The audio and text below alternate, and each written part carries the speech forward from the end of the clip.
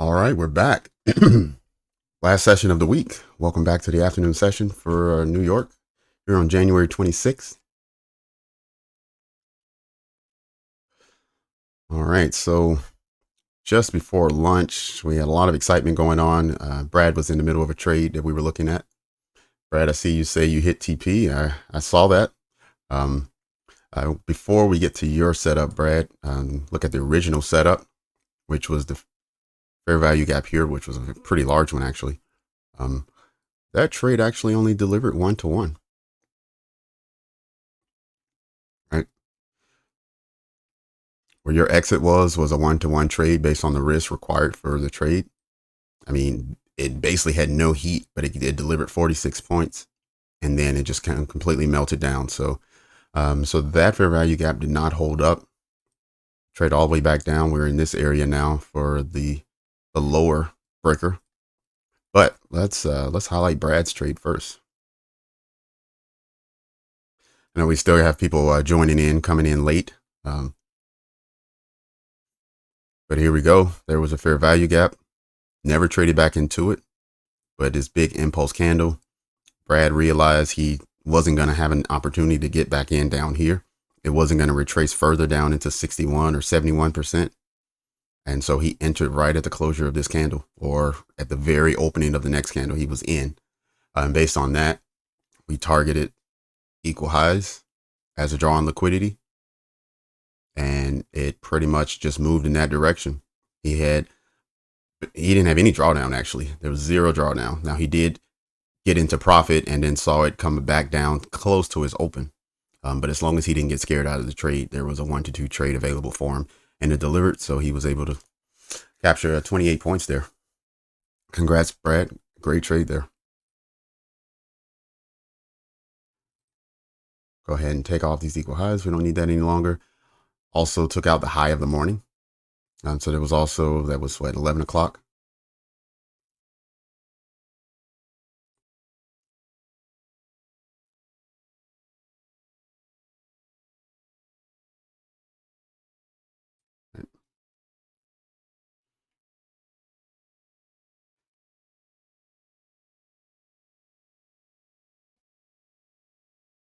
All right, let's get off of the 1 minute so we can frame up where we are.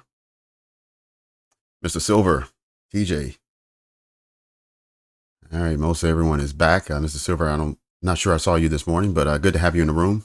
Welcome to my trading channel. Fauci, welcome back. Crypto, good to have you. Nope. Yeah, this breaker completely ran through. Provided little support, if any.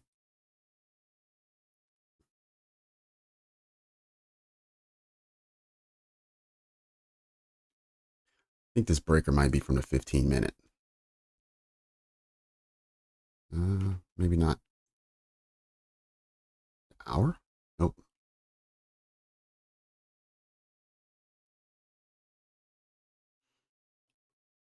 Honestly, I like this one better.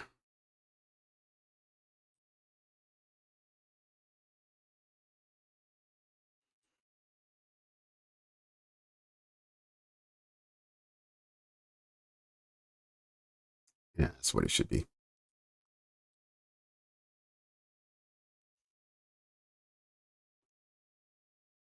We use this one.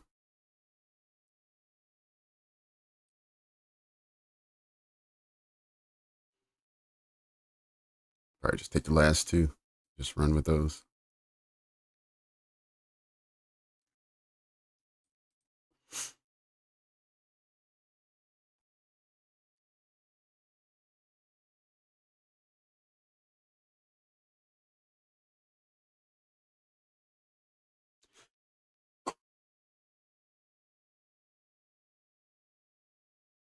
Good boy.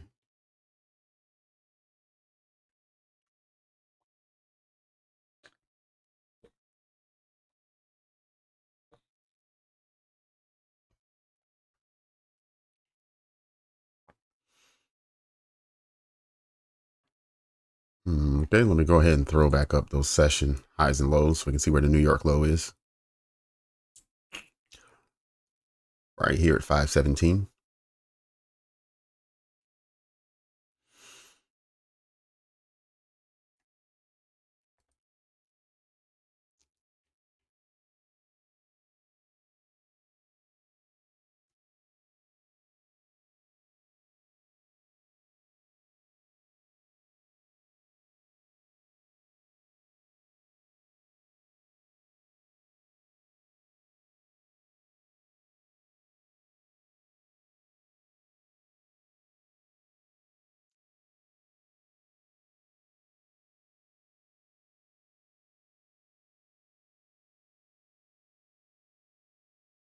Oh, TJ, you said you're in this short here?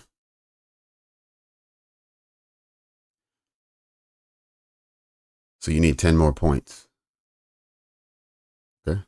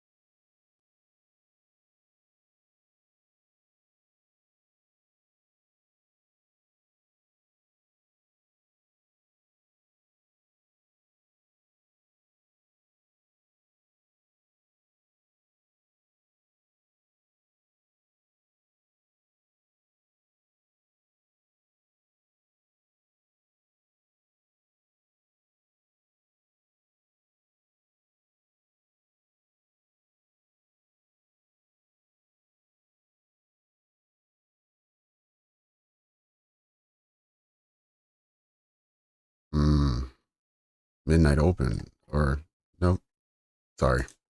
Midpoint of the breaker. I thought that was the midnight open.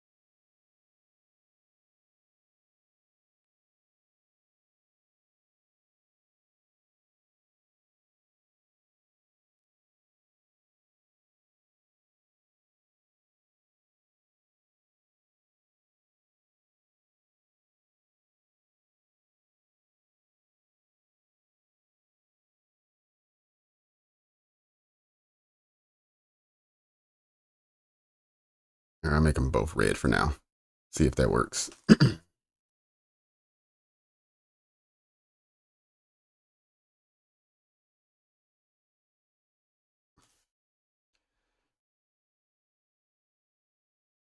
Drop that. I'm also going to drop the session highs and lows just so we have a slightly cleaner chart here.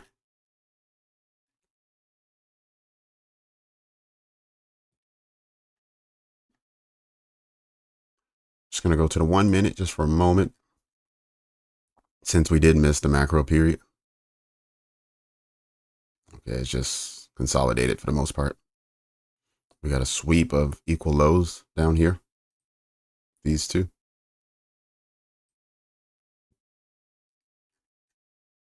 Created a new set of equal lows, which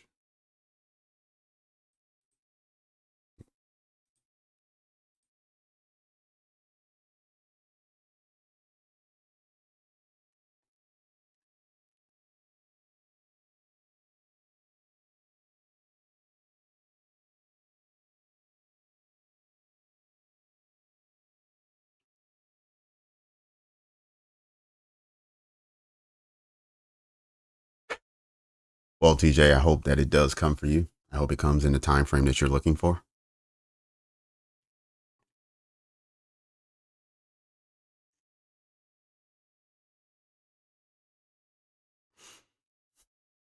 $568 and short.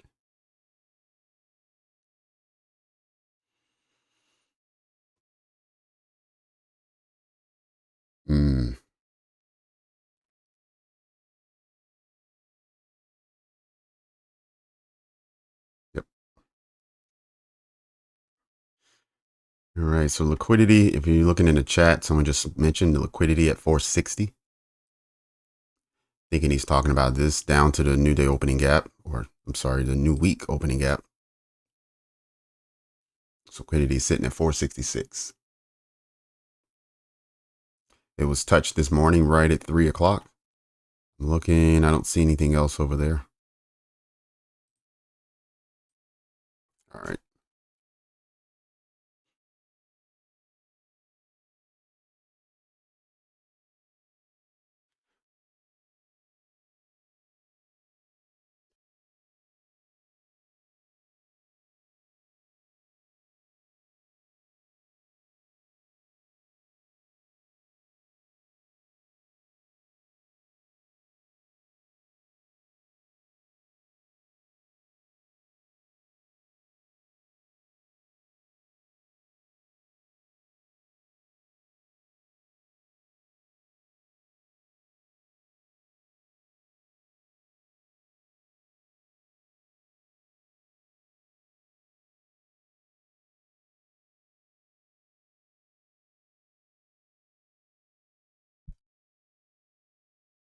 Hmm.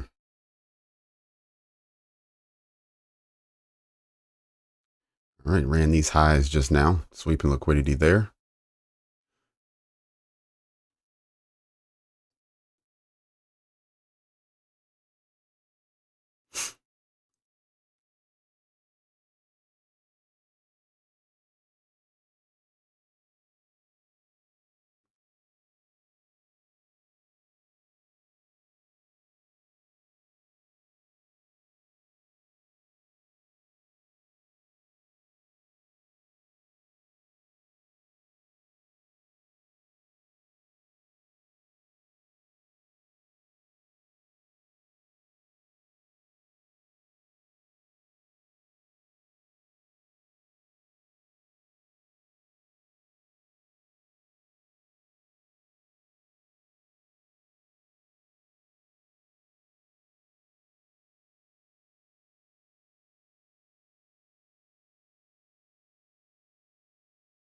Okay, we're in. All right, DB. Okay, so you picked up another 1,000. Good job.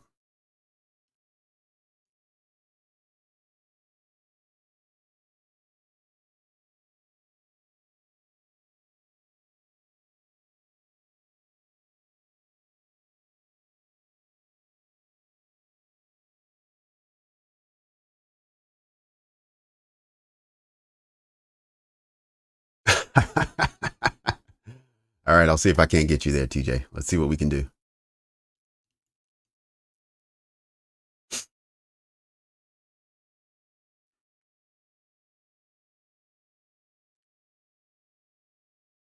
We go back up to the 5-minute now. See where we are.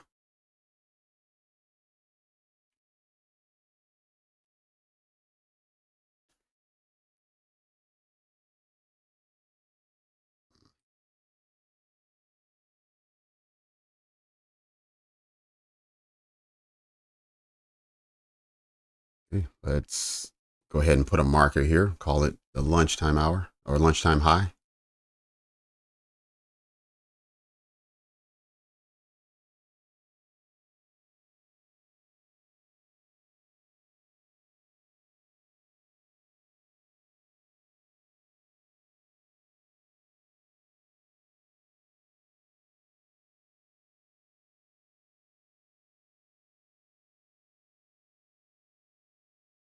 All right, so now we have a low and a high for our lunch session, and we can see which one is going to be swept first, and then based on that, what happens afterwards.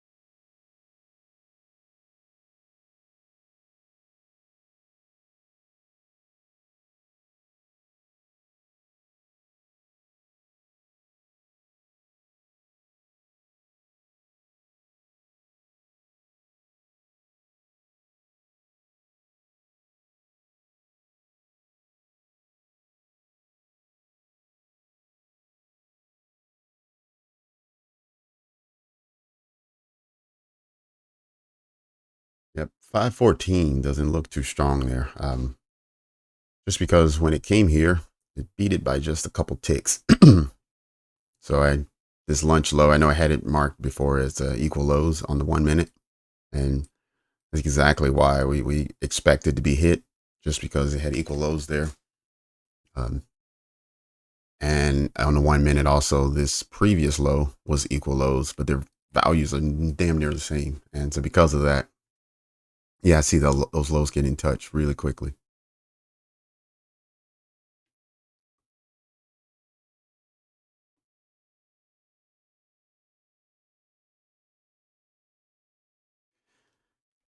Yeah, I think if it goes below there, we'll have to watch out this low here at 503.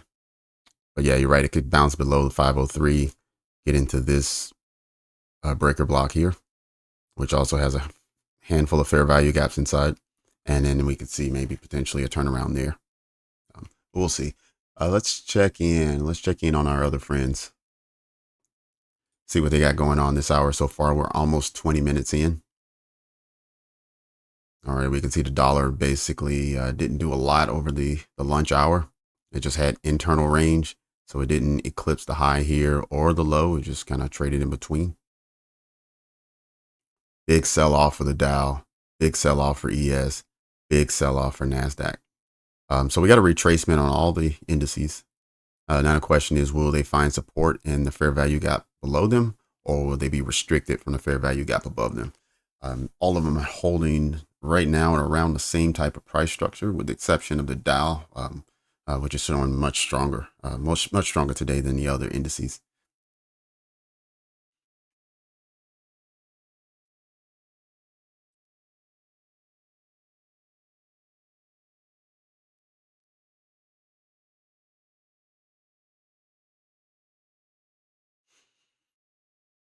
Yep, but it'll be interesting to see how the dollar reacts as it gets to the upper edge of this fair value gap. In fact, I'm gonna measure the move down just to see where it is on its retracement right now. Okay, so it's already reached 50%, just 50%, and it rejected out of it once, twice. The last 3 hours, it's hit the 50% marker and rejected all 3 times. But now it's advancing once again, and we still have another 30 minutes, so it could actually take out these two highs. So we'll have to keep watching to see what happens there. Okay, just want everyone to be able to see what was going on in the other indices as well as the dollar. We're going to move back over to Nasdaq.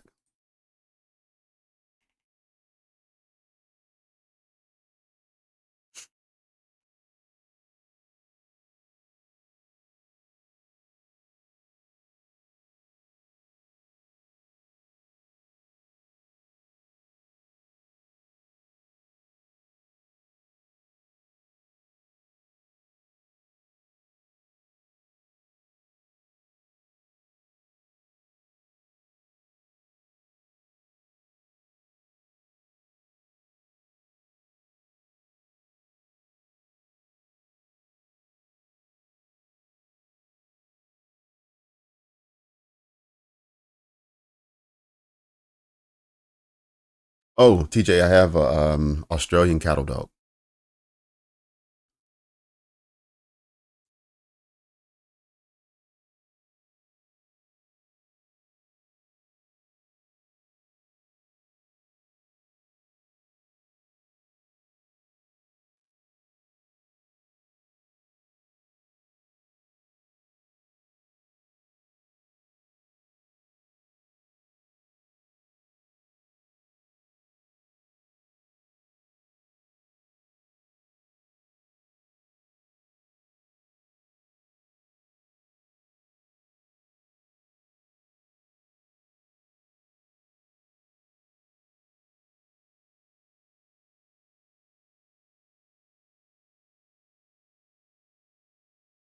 Hmm.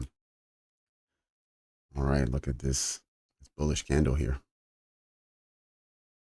Let's drop our time frame so we can see exactly what's happening.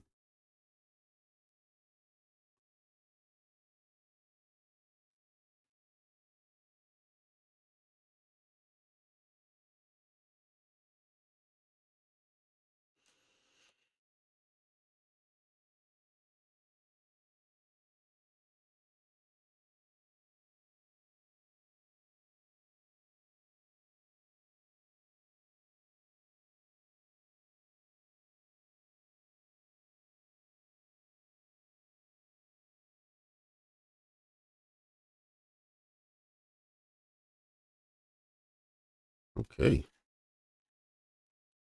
So for the time being, it wants to leave the lunch low alone. Let's see after it takes this high if it reverses and pushes down quickly, or if it continues with its speed pushing upwards.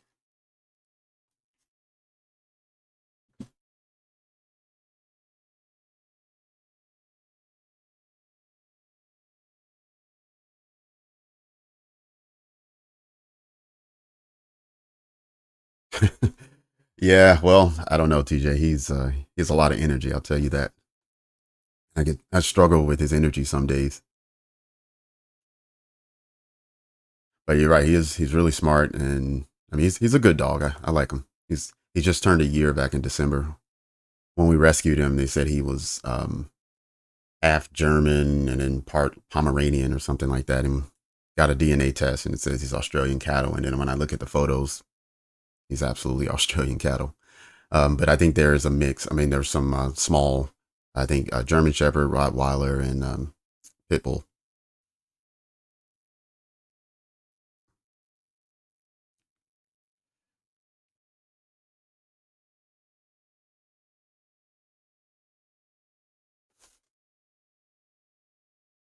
Okay, so we did clips that high. High got clipped there. Now the question is, where will we go from here? Let's measure where we retraced to begin with. Okay, so we retraced past the 88%. The body stayed above the breaker, right at 78% retracement.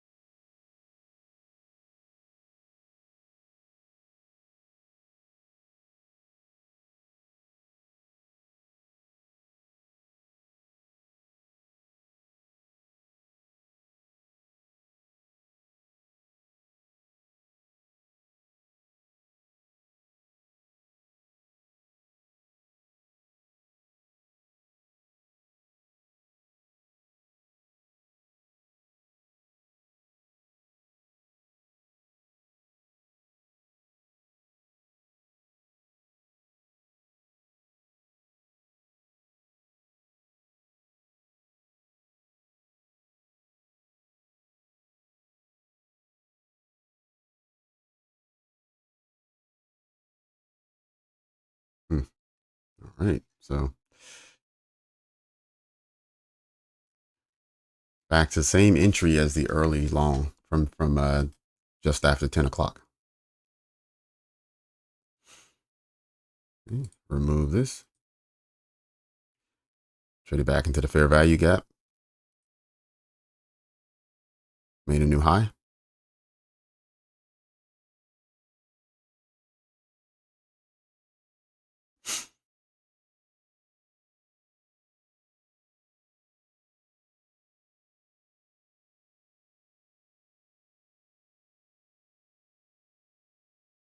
I'll just keep marking up the target highs as it moves up the chain here. So these will be the next two levels.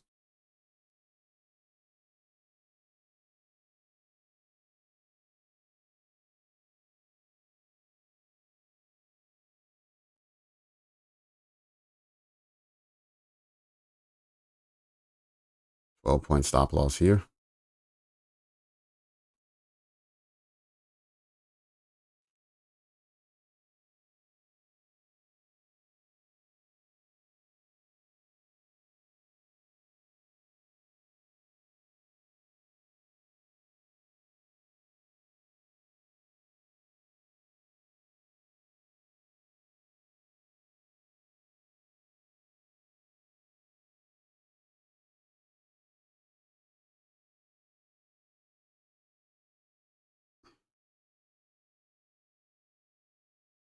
$5.13.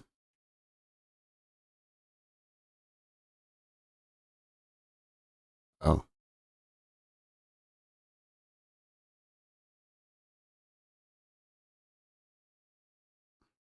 yep.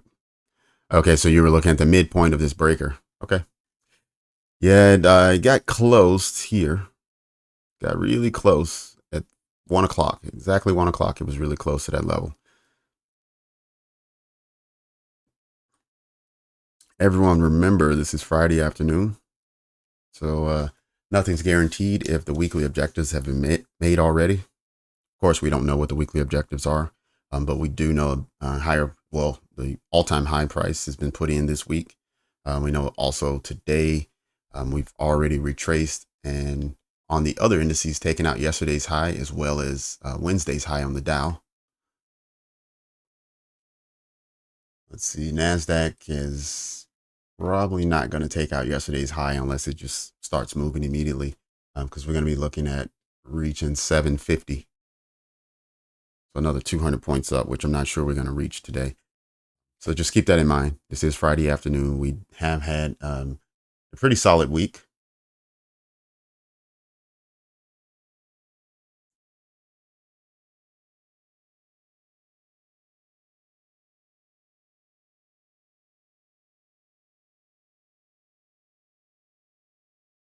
And let's see if this inversion fair value gap holds.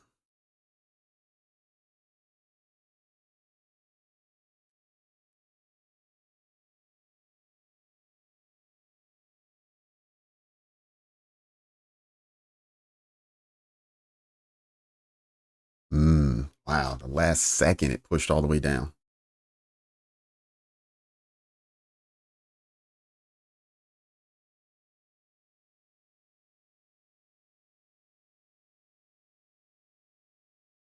All right, break even now.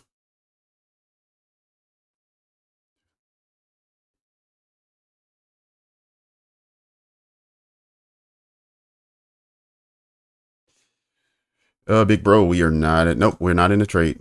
You'll see if we're in a trade. I just lined this one up because there was a fair value gap here. So anyone who took it, I just wanted to show what that trade would look like. But no, I am not in a trade right now.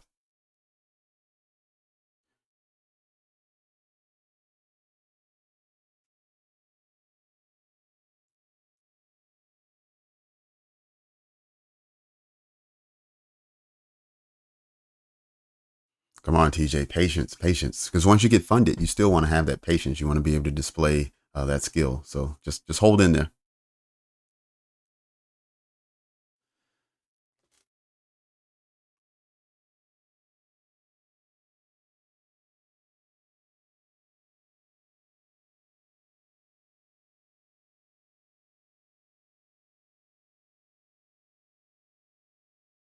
Oh, your entry was at 521. Okay.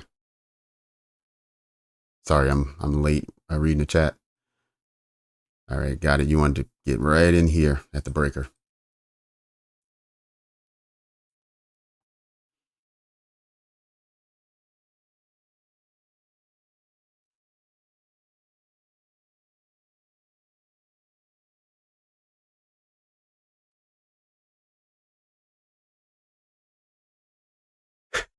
Okay. Oh, you learned from working with Apex. Okay.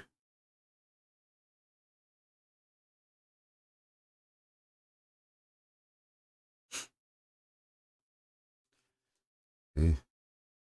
Equal highs again.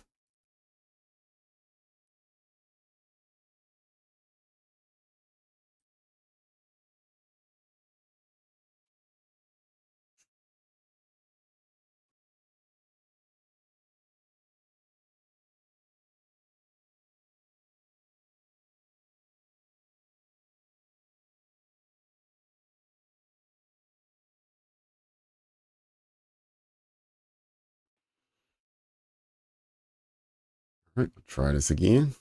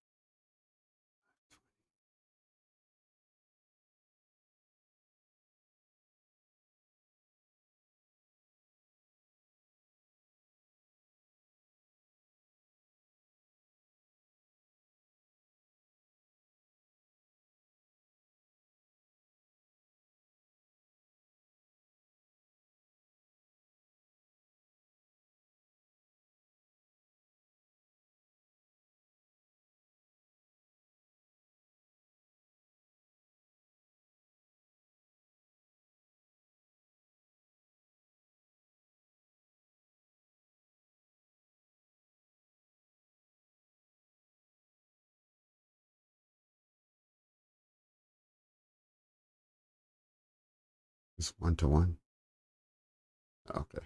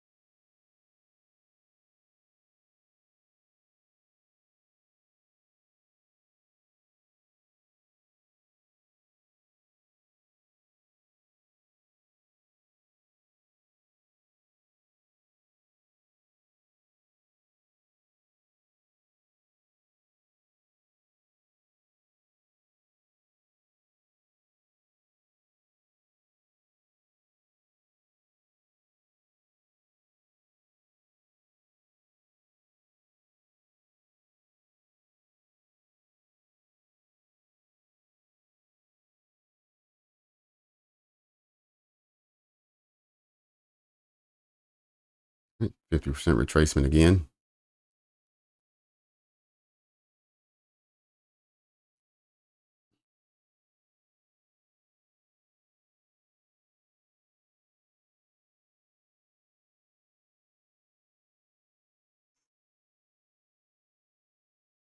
It's in the description, but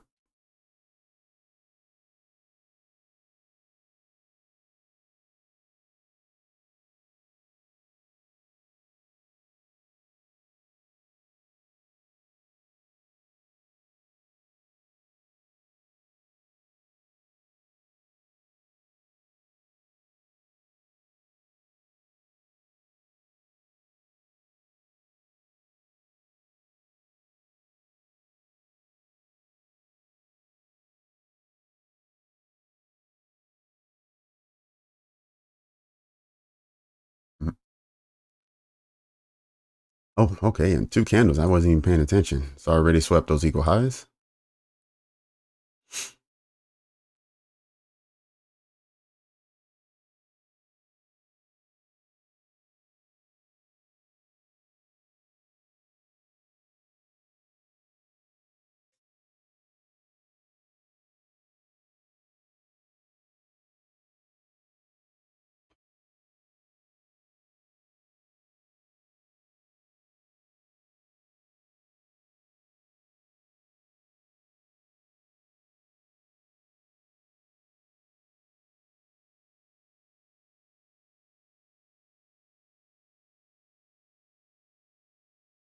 The fair value gap keeps delivering a 1-to-1 trade, but that's about it, at least so far.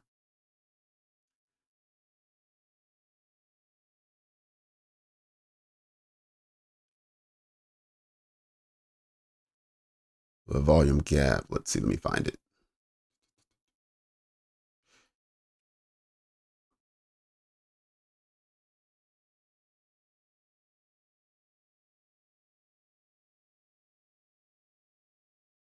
Oh, yep.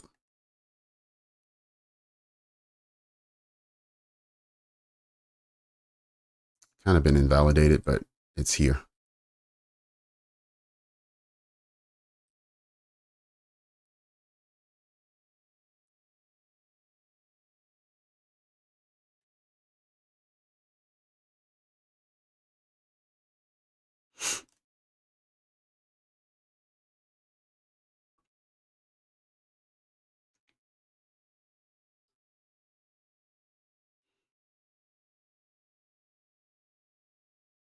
Hmm.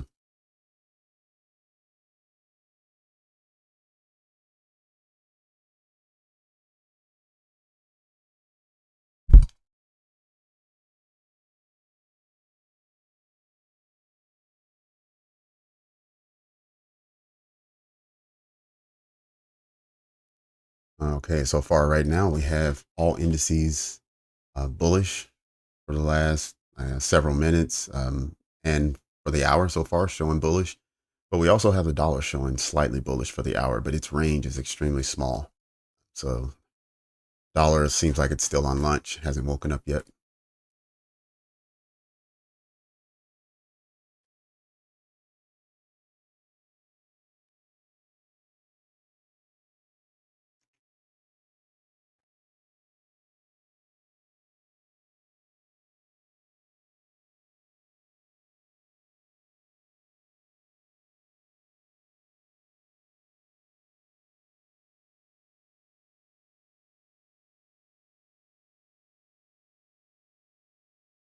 Mm.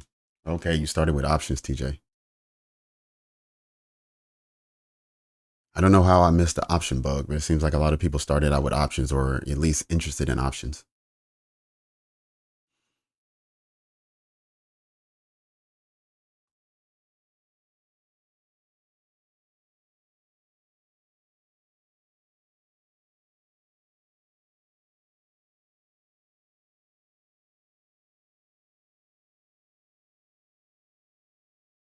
Mm-mm-mm.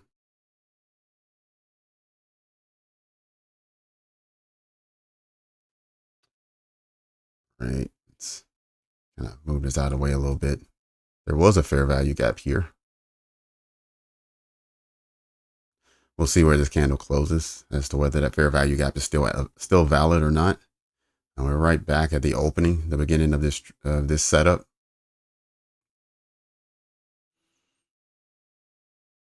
So anyone who took it is at break even, or it allowed new entries into that space. Just the way price action is here, it's not something that I'm interested in.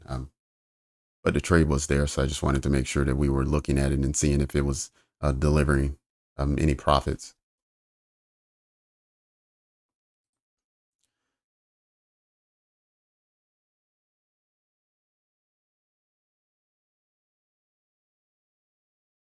Hmm.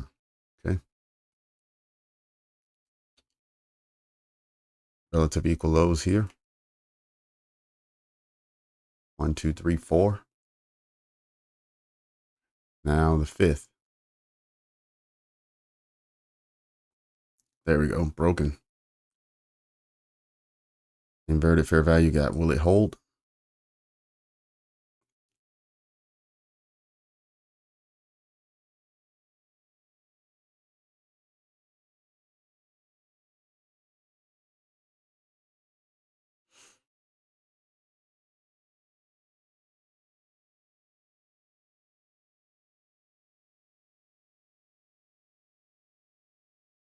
Five seconds. Trade idea busted.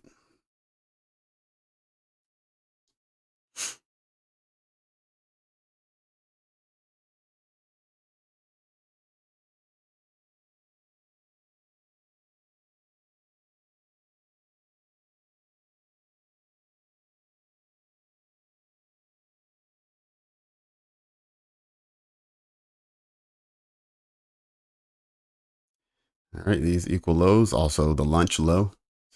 Next target.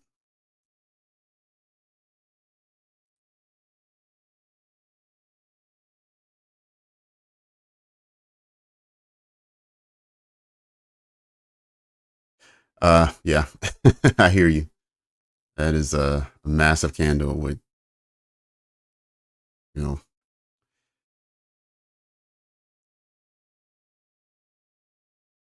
yeah, I was referring to your comment, Gavin.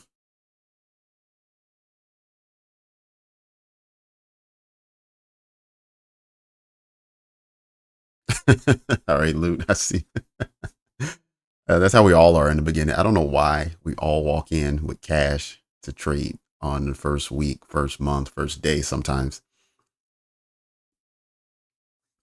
It's like when we know absolutely nothing, we can't wait to put our money on the table.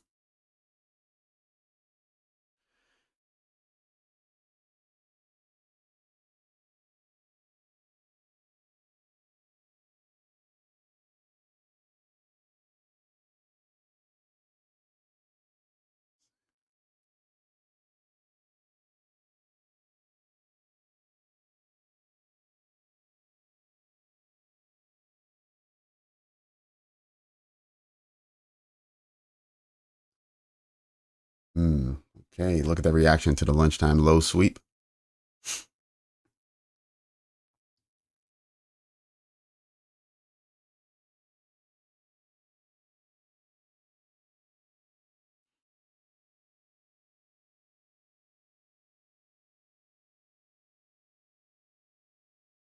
All right, let's go back up to 5 minute.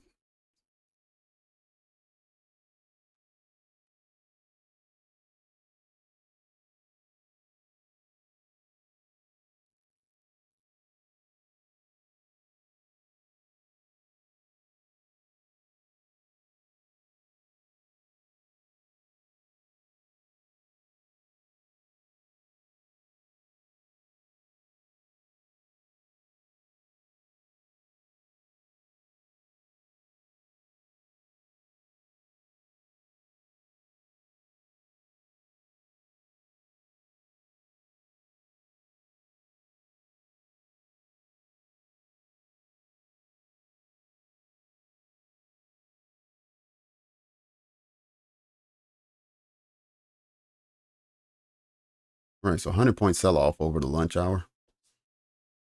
And now you can see where the low and the high is. So now that we've swept the low, we now want to see how price reacts and what it wants to do next. I'm looking at the dollar now. I'm also want to see how the next 15-minute closes for the dollar as well.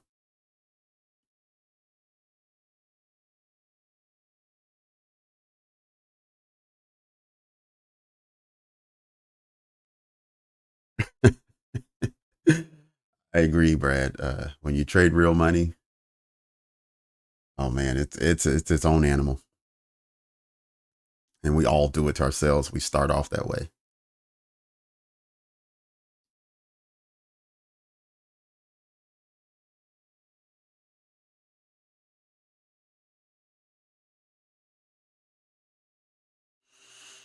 Gavin, so turtle soup is like a fake out. So it's when you'll see a big candle push down, and it may bounce around for 2 or 3 candles, but then it goes in completely the opposite direction. Let's look and see, and I think they're around certain time frames. I'm not as familiar as maybe some others, but let me see if I can find one.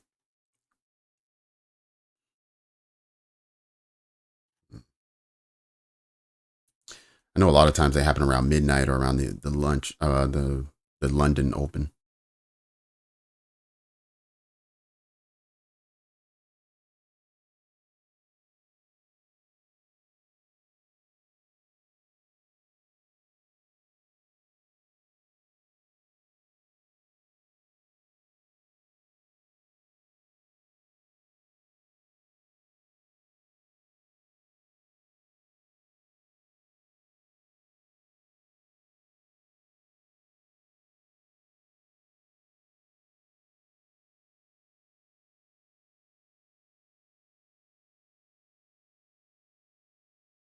Yeah, I don't want to say the wrong thing, but I think this might be an example of one where it's centered around news. So there was news announced at 8:30 this morning. So there was a big run for these highs, which would have, you see these candles would have trapped people in thinking we were going long. And then right afterwards, we crash and went and start taking out these lows over here, these equal lows. So this entry up here would have been, I think this would have been a turtle soup example.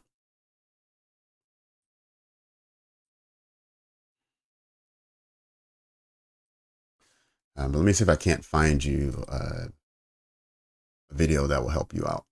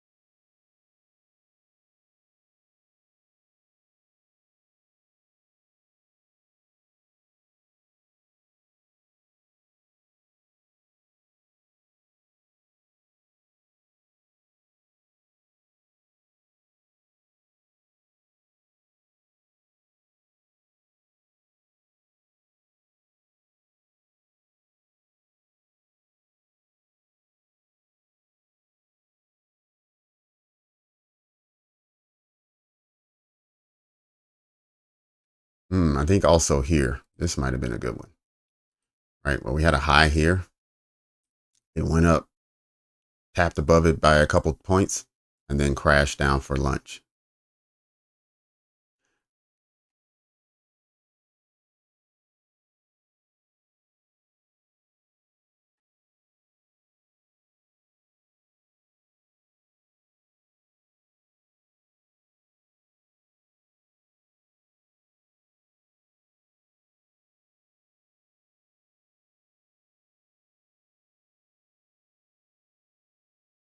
Oh, it's okay, Gavin. I want to be able to help if I can.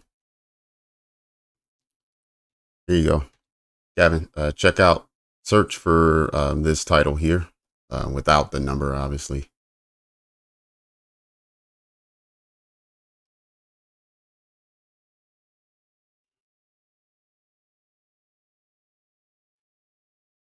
Yeah, I don't think it's gonna let me put the link in there, but just search for that.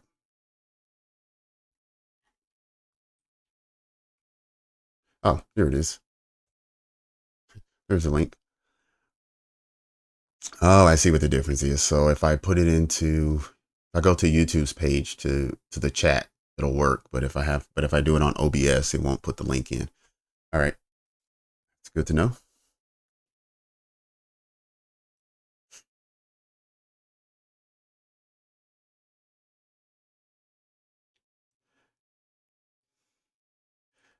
Yep, lunch lows definitely taken twice. Pushed all the way through the breaker. Let's see where it closes.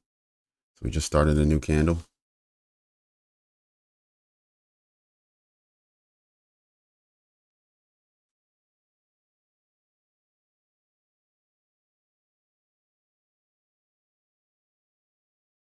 Okay, still have the midnight open, which hasn't been traded to. And then we have those session lows down here. Let's bring those back since they may actually become something.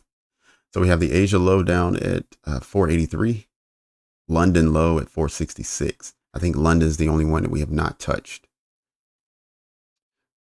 All right, so the London low is also equal lows. Okay, so we don't really need, we don't need these any longer.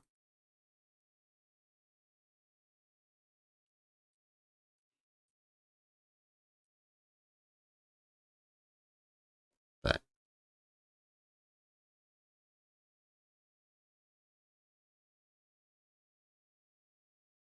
There we go.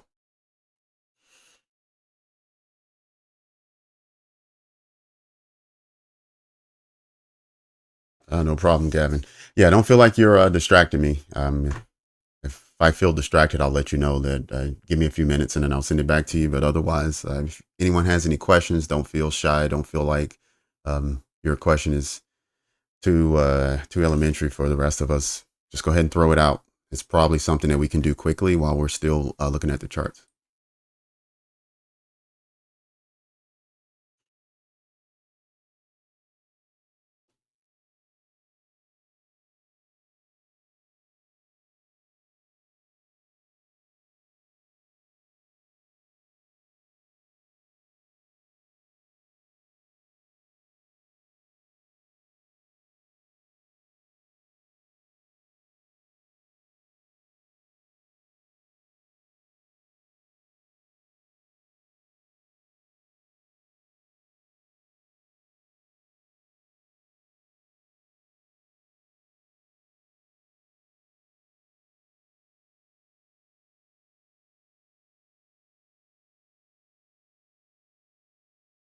All right, that should make it a little easier to read.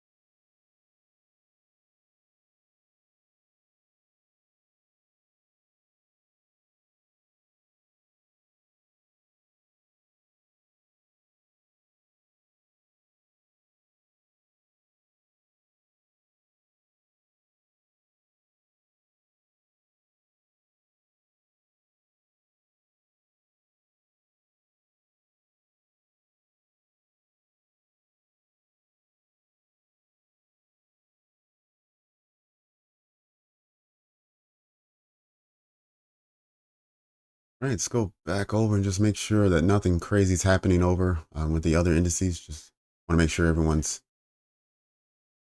fully aligned. The indices definitely look aligned right now.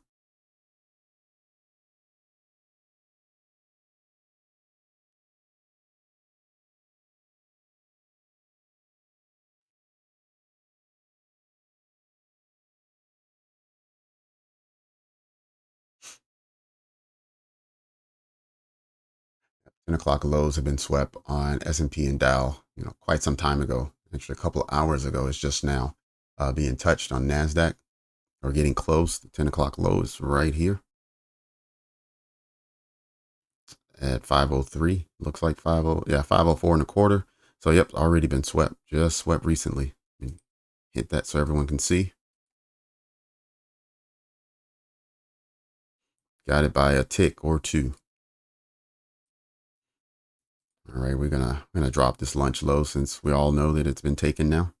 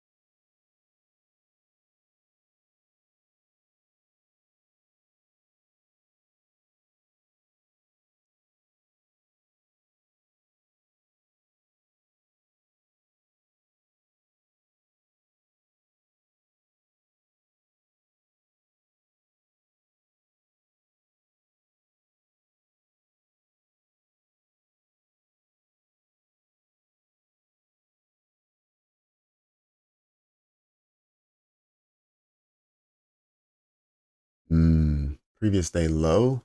So we've already swept yesterday's low and the day before. Yep. The low of the week is at 413 and a half. So another 100 points down and we'll be at the low of the week.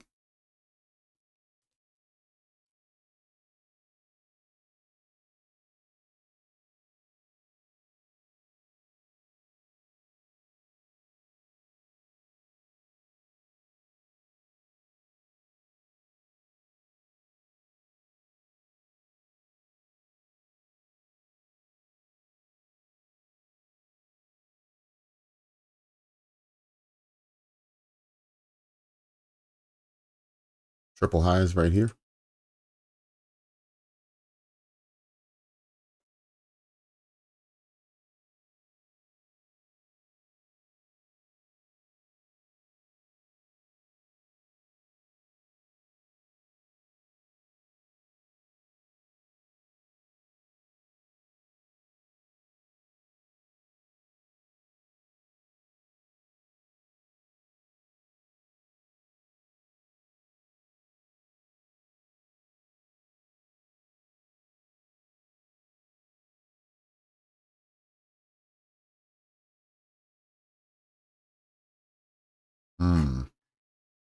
I'm looking at the 15, 30-second charts now, and they are booming. I can only imagine what's happening to, okay, yep, that's exactly what I was seeing on the lower time frame.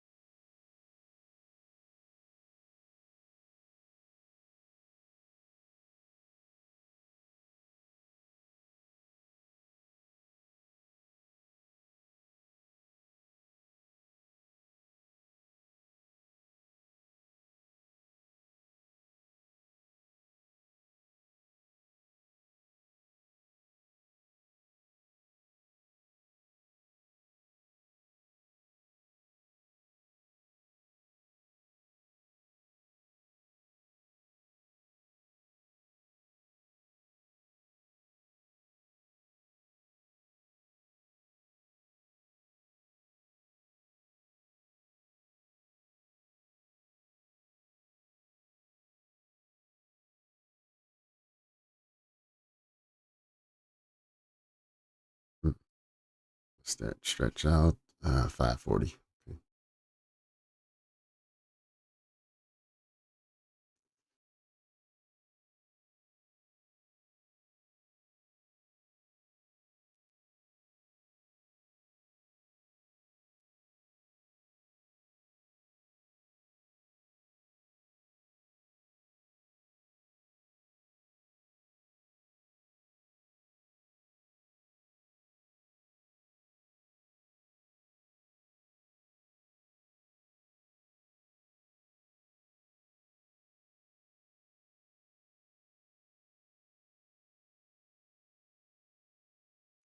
Frank, I marked a triple high as a target. If price does start moving upwards, that could be where it's going to get rid of those triple highs.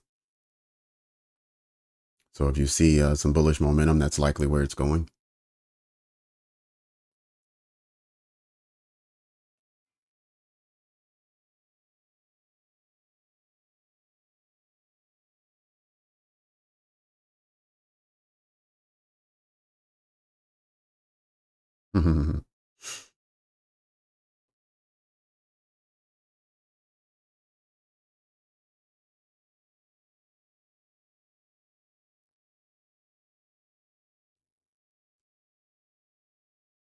Crypto, does your breaker get activated with these triple highs being taken? Yeah, quiet Friday so far. You're right about that. All right, it's 2 o'clock now. We've crossed over to the next hour, and I completely forgot about going down to the lower time frame so we can mark out the macro.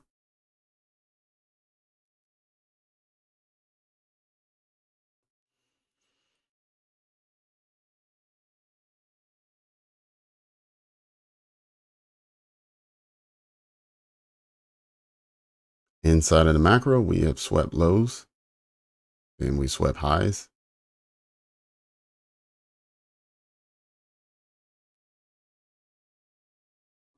And then retrace back into a fair value gap. Holy smokes, that was right.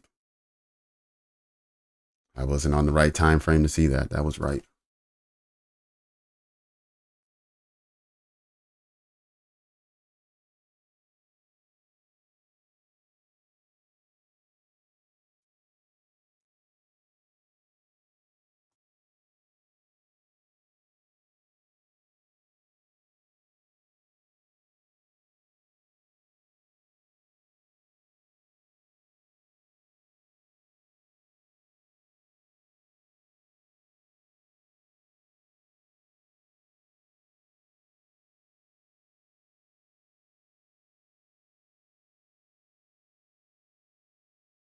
Mm-mm-mm.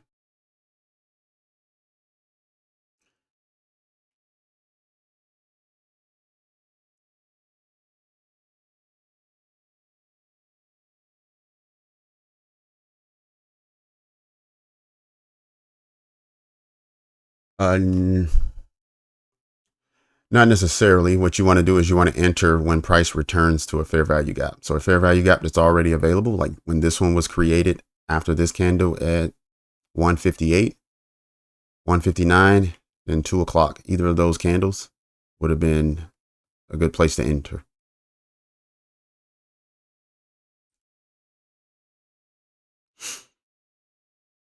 Yep.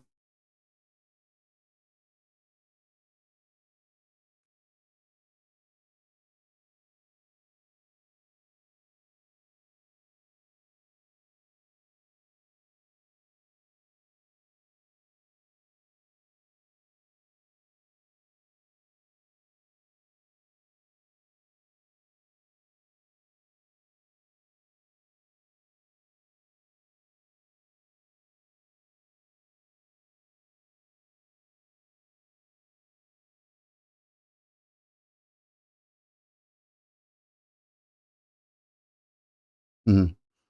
Mr. Silver, I'm not taking an entry on this one, but you are free to do so if you like it. If you like this setup, next time you see a fair value gap you like, it's all on you.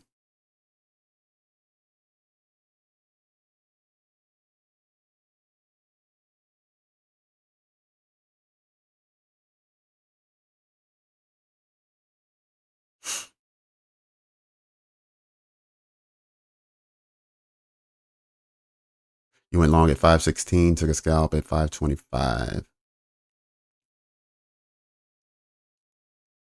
I see, Brad.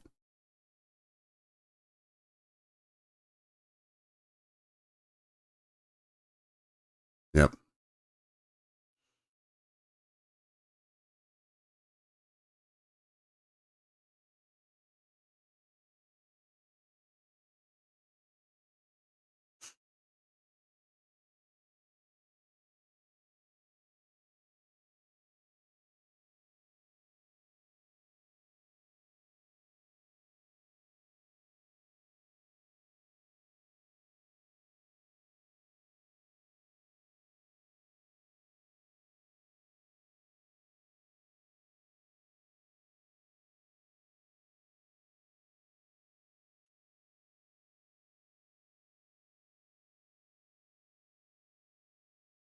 Yep. And just to be clear, like this setup here for anyone that's concerned, I wasn't thinking that this was like a run up into the heavens. This was just targeting these equal highs here. But you can see targeting equal highs. It's a 32 point target for this trade.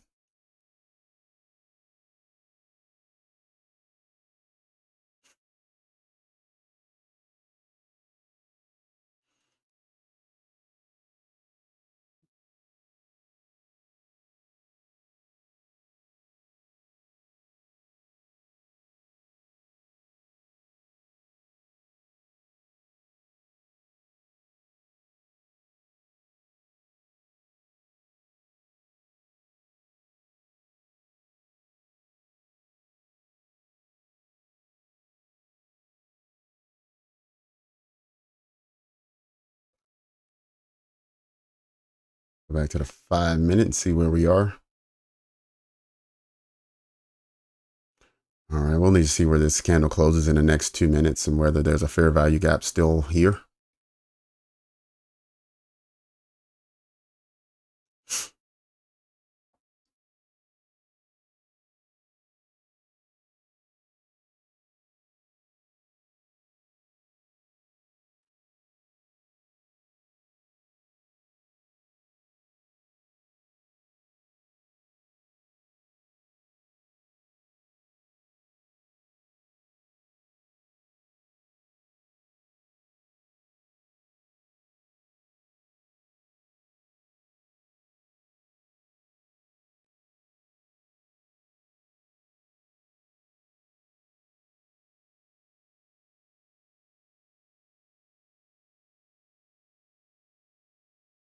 Yep, only time will tell if this actually produces a 1 to 2 trade, but it was really based on being inside of the macro period and sweeping a low here, and then coming above and sweeping this high, and having a fair value gap to trade back into with the breaker sitting here. So it was just a lot of things sitting there that just said maybe now these equal highs are going to be targeted.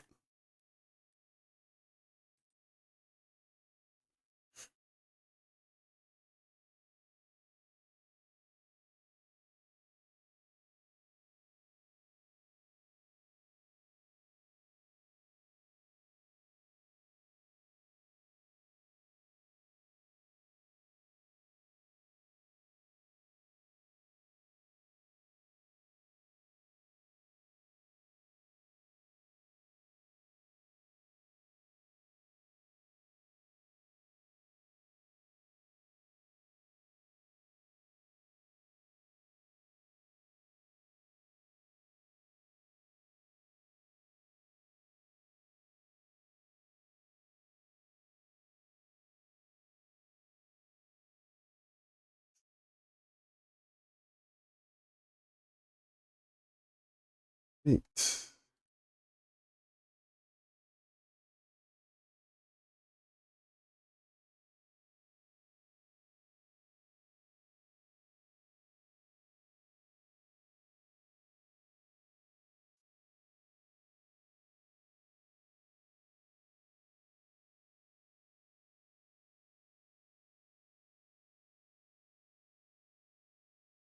Yep, you're right. Silver bullet time.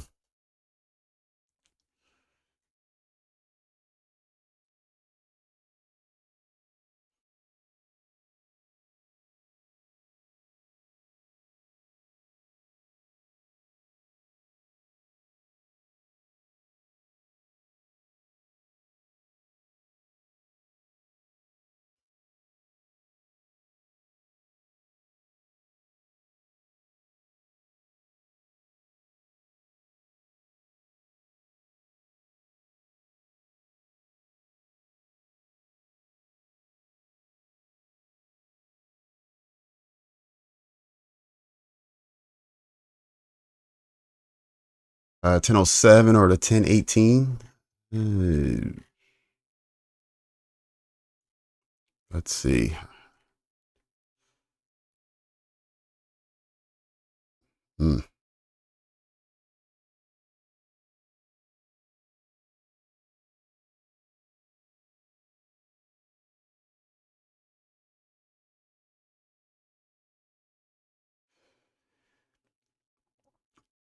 I would say the silver bullet this morning was this 1007 candle.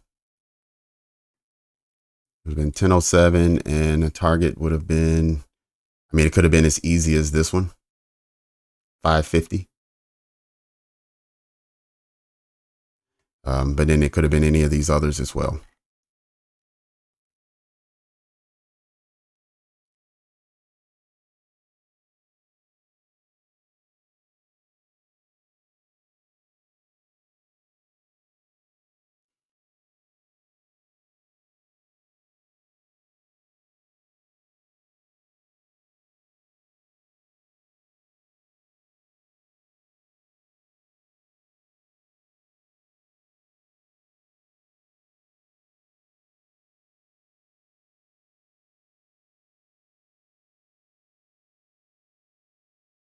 Melting down now, sweeping lows.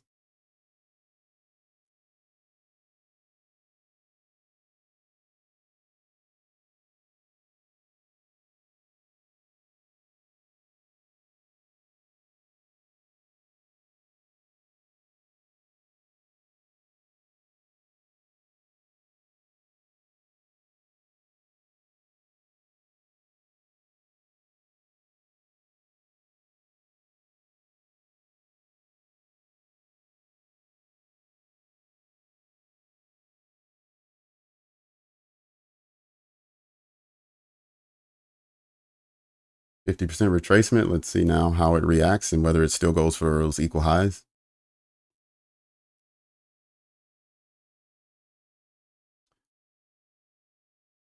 Turkish right now, I'm just tape reading. But if you like the setup, I mean, I'm telling you what I see. If you like the setup, go for it.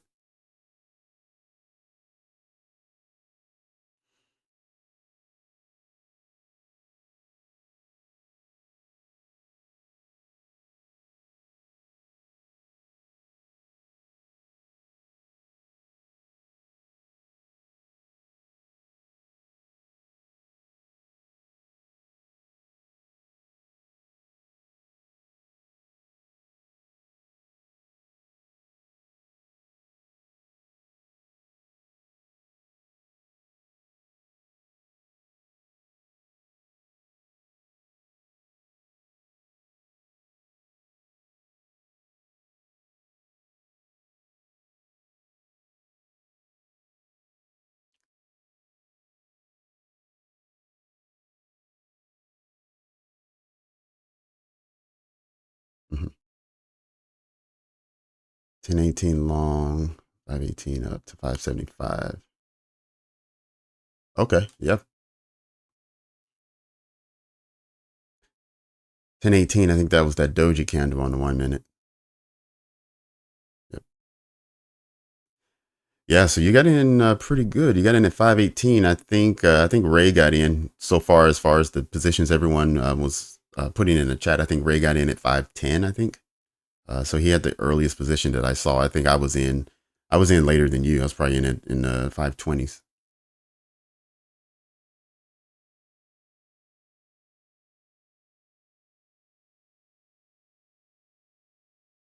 Mm-hmm.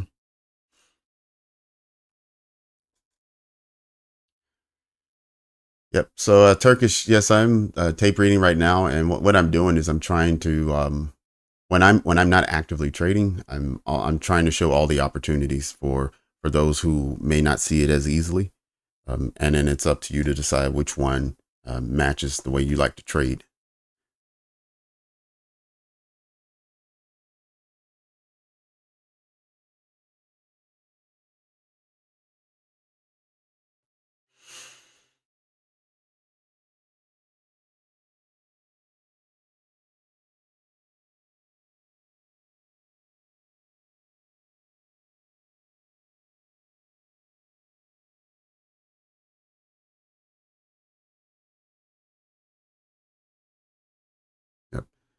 Yeah, and also I had a pretty good trade in the morning session, so I'd rather take those profits into the weekend unless I see another, A plus setup to take. Holding longs from 509. Okay. Oh wow, you were in even before the fair value gap. Ooh-wee. Holy cow. Okay, so you saw these rejections, and you saw the sweep of the low, and then you jump right in. It's a bold move, but it required only a small amount of risk. Now it probably would have been easy easy to lose your trade, but you could have put your stop right here at 503, and you got in at 508, 509. So you're talking about $100 risk, and right now you're seeing $700+ in profit. Hey, price is definitely taking his time to do what he wants to do. Okay, we have all three indices bullish at the moment so far, this 17 minutes into this hour, and we have the dollar bearish at this moment. Double bottom, 5-point stop loss. Yep, I'm looking at like, wow, that's a low risk entry.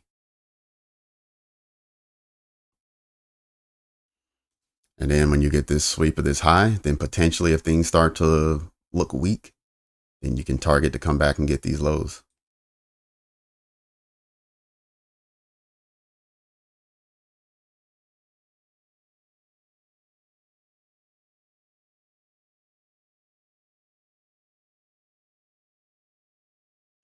Okay, yeah. Who's that who asked about turtle soup?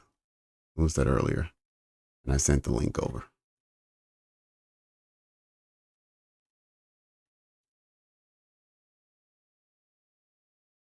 I think that was Gavin who asked. Yep.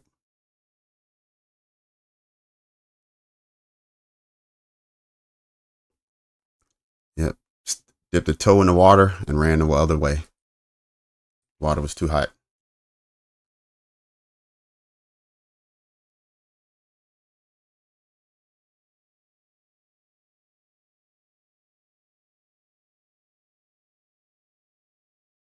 Yeah, great trade.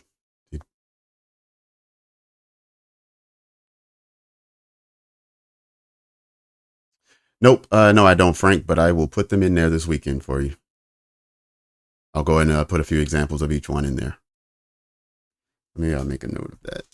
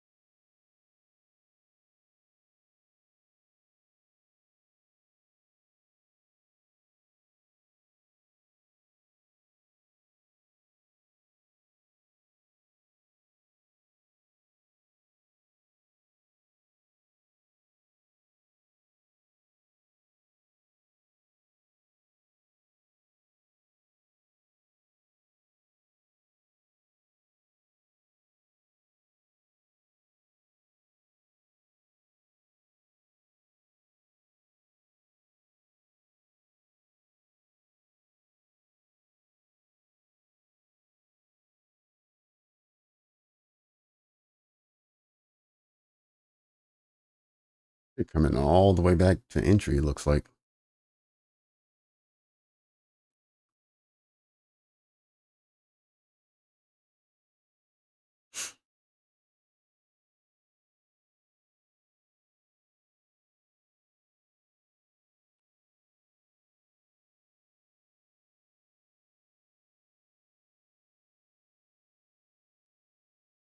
Yeah, you're right. It does look like it looks like that's the optimal area to get in. It's just the get in at turtle soup means very similar to what Ray did this morning, is getting in when price is pushing downwards. You're hitting the buy button knowing that you're going to be in drawdown, but fully anticipating the turtle soup of hitting this area and then blasting off, or you just wait for maybe one or two candles that looks energetic and then you get in without a fair value gap or anything else. Um, but yeah, I've never gone through and looked at the turtle soup specifically as a entry model, and so I haven't back tested it ever before. So it'd be interesting to see what you find out and whether you're interested in switching to that model. So definitely let us know on Monday or Tuesday how things are going.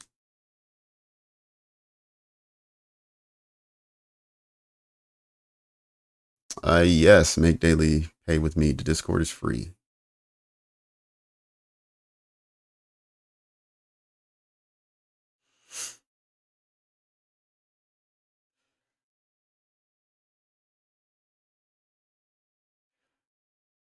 All right. Let's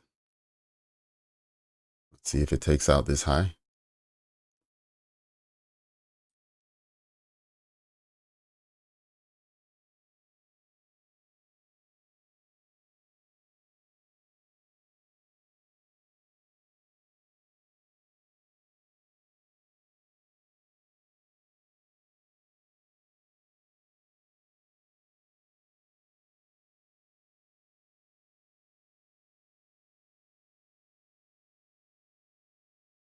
Wait for price to break through that trend line.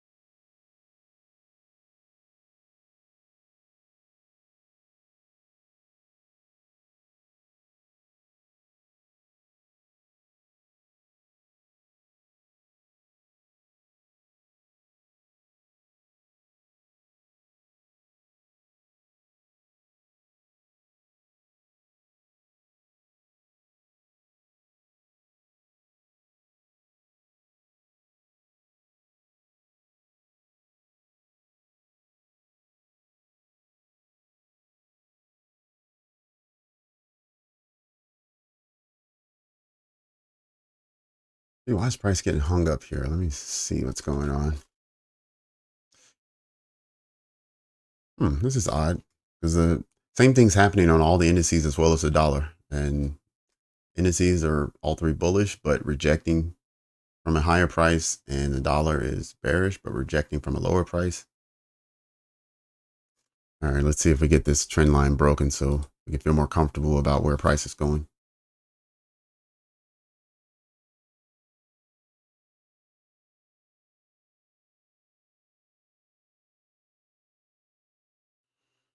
For the weekend, man,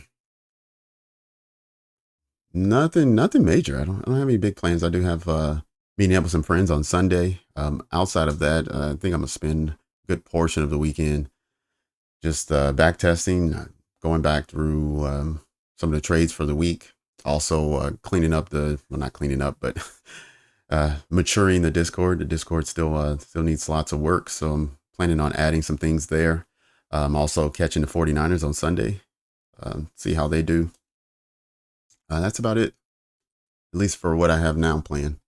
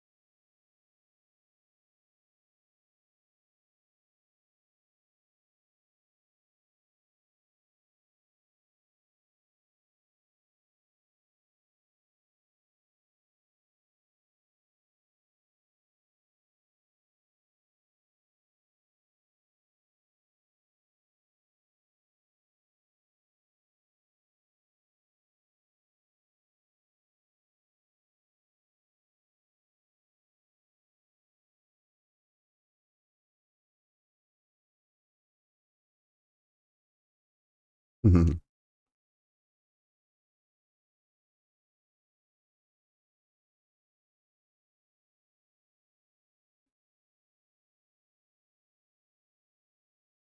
5 minute 2 p.m. fair value gap didn't hold. Okay, yeah.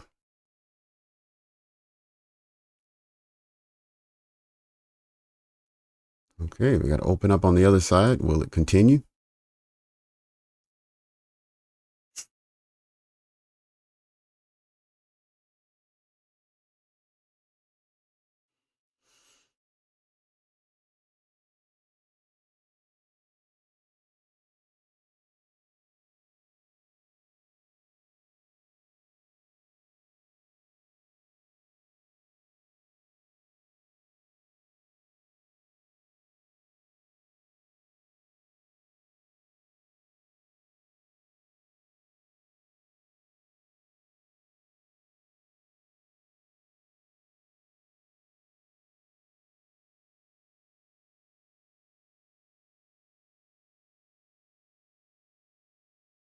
Okay, let's see where we close here. We got another 5 seconds on this candle. All right, not good. Not yet.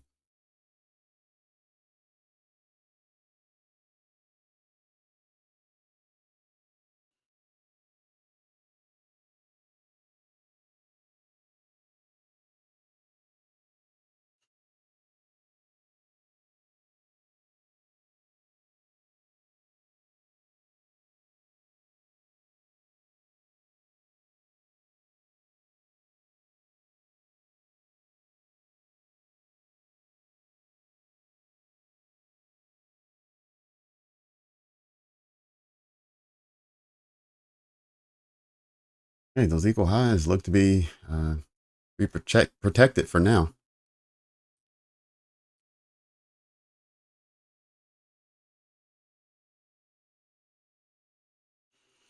Okay, it's 2:30 now, so half past the hour, halfway into our session today.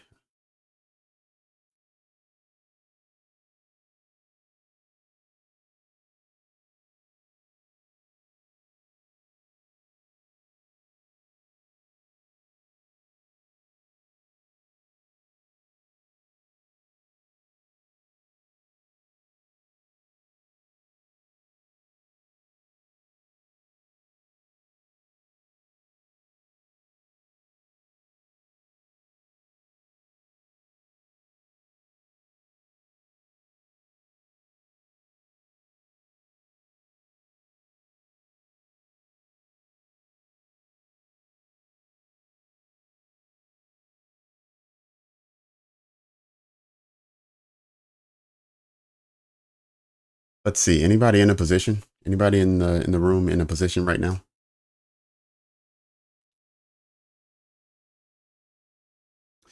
Yep. After consolidation does come expansion.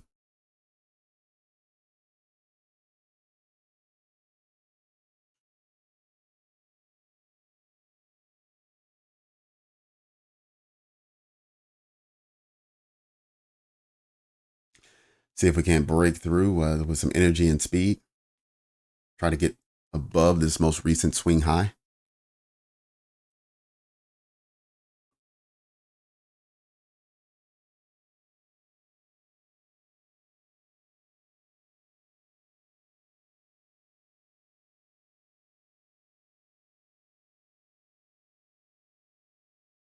Jello, what's going on?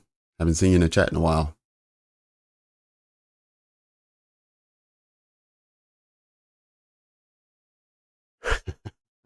All right, Luke, take care. We had a good time this week. Look forward to another one next week. Have a good weekend.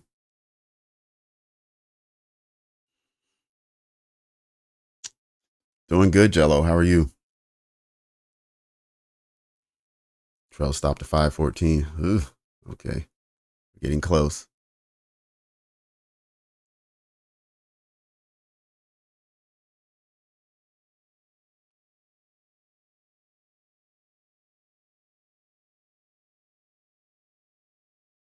No, I'm not familiar with QT.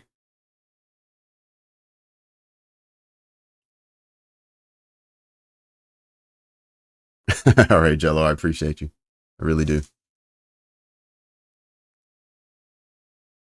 Yeah, we actually have a pretty good turnout today. I don't know if it's because others don't stream on Friday afternoons or afternoons at all, but so far, yeah, we had a good turnout this morning as well.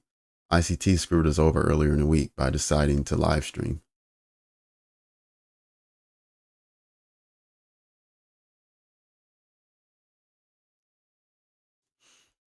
But I definitely don't have any animosity towards the ICT. You know, without his materials, I can't imagine where I'd be right now.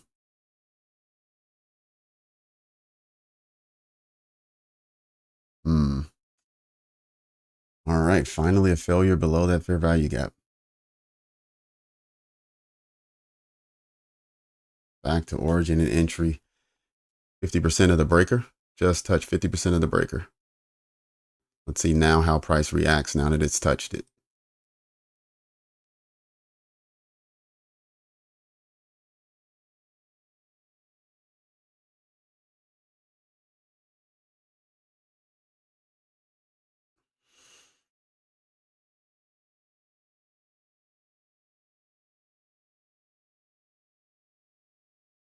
All right, closed above the breaker.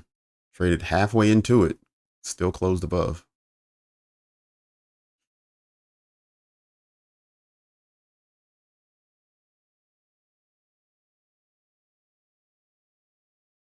Oh, quarterly theory. Oh, okay. Yes, I am familiar with quarterly theory. Not 100% familiar. Like I probably wouldn't be good to answer a lot of questions, but I'm familiar with what it is and I've seen it.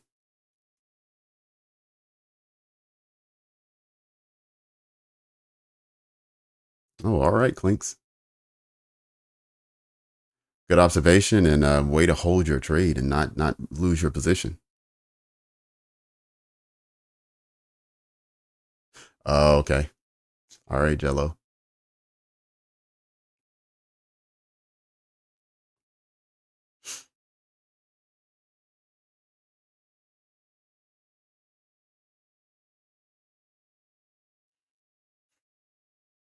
Okay. First time we've opened up on the other side of the trend line. Not that the trend line is precise or algorithmic based on the algorithm. I can't say that word. I don't know why. Every time I try it, it's a tongue twister.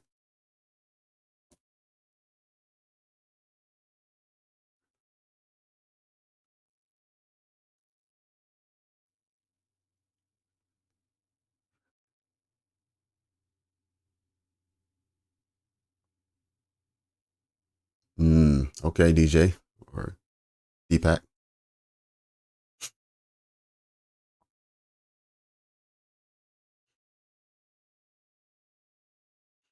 All right, it's 550. Let's see if it gets it. We've been holding position looking for 550 to be taken since 2 o'clock flat. It's been over 30 minutes.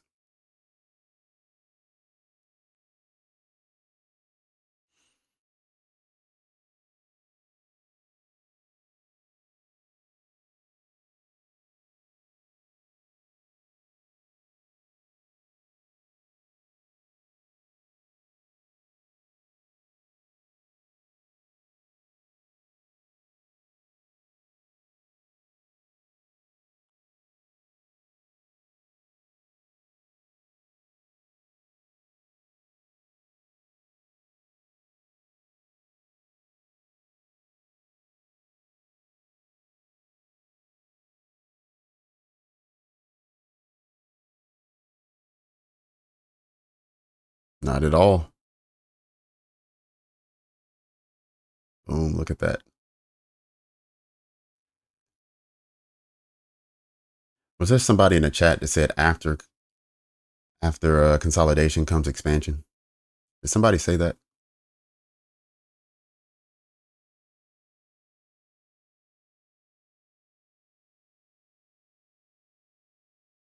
Yep. Yeah, I need to make that for you. I definitely need to make that for you. I do. I have it on my list.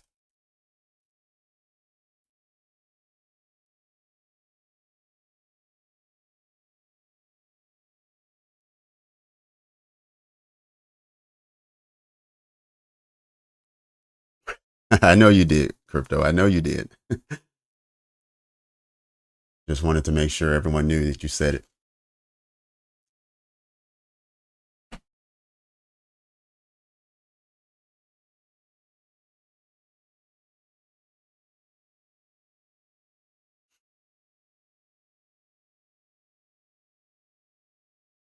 Yep. So return to this order block right here.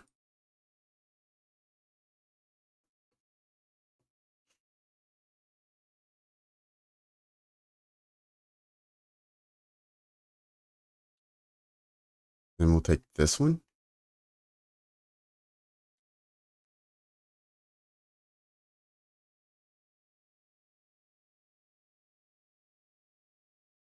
All right, so it swept this high already. Didn't get it by much, but it grabbed it.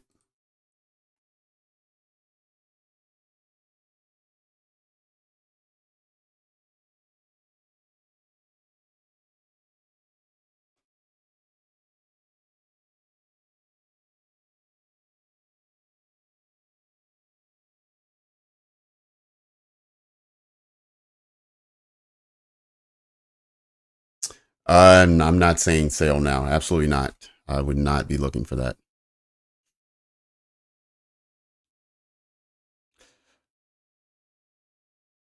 All right, let's see if we keep getting that push to 550. We're looking for 550. If you're in a long, you could either take partials here, you can close your position here, or go for 550, which is the next target, and that was the original target. This was just the previous high that didn't reach target, and so I marked that up to see that we passed it. But the original target is here at 550, and there it is. Now you do whatever you want to do if you were in a long.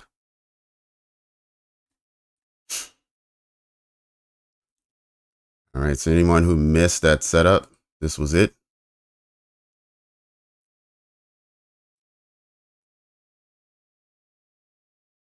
And it came with a good size stop loss of almost 16 points.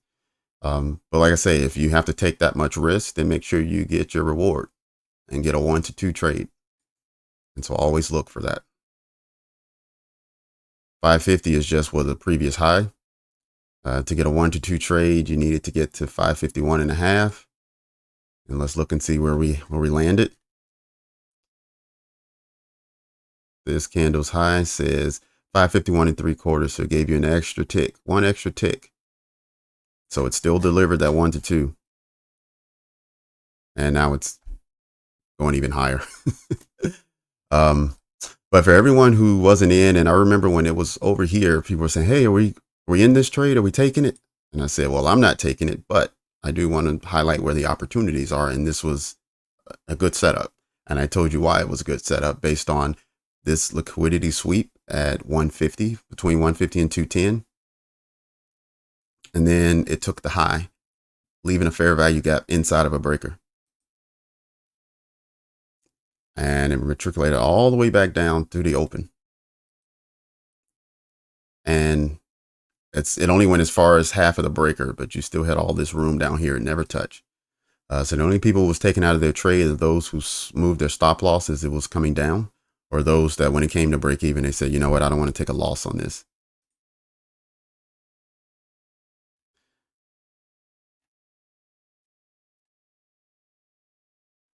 All right, so I'm going to drop this off. That was a 32 pointer right there. $600 for whoever took a mini on that.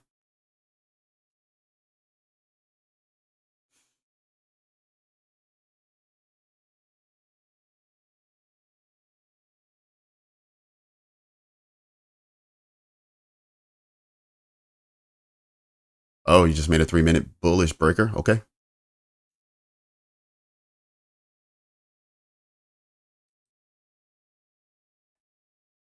The term breaker is this blue shaded area that you see.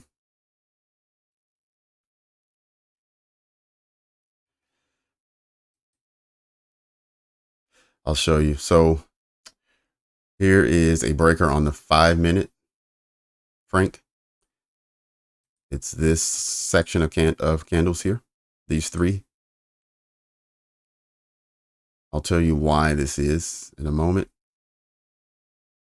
So I knew once these three highs were taken, then we had a 5-minute breaker.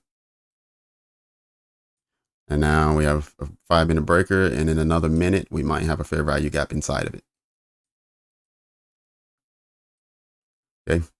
And this is for Frank, who's asking for what a breaker is. So breakers is determined by at least a bullish breaker. So you have a low and then a high, right? Price is moving down. So we're in a bearish setup or a bearish price action. So we have a low, then a high, and then price makes a lower low. So everything looks like it's going down. So you would expect a lower high and then move down. But instead of getting a lower high, you get a higher high. So price is moving in the opposite. So essentially what happens a lot of times is this is a reversal.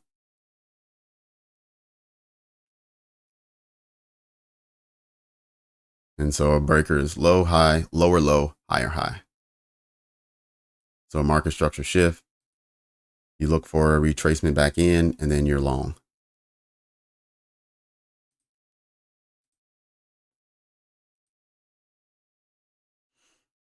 Right. And you see how this trend line I used, it wasn't necessarily to take an entry off the trend line, but it was to give us an indication when price had changed and was going to start moving in a different direction.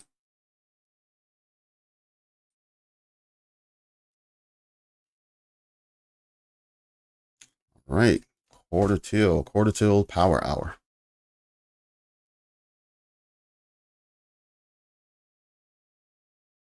Yep.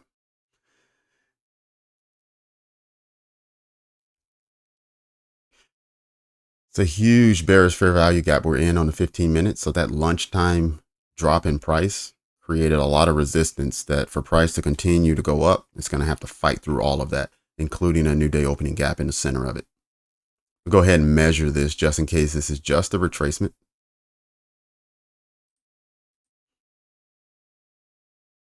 All right. Inside of this fair value gap, we'll hit 50%. Inside of the new day opening gap, we'll hit 62%. And if it's looking for an order block, we'll hit that in here, just shy of 71%. So those are all obstacles that can send price lower.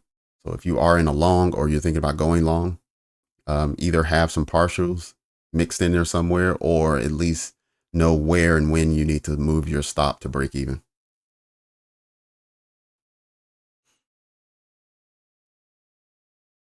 Yep.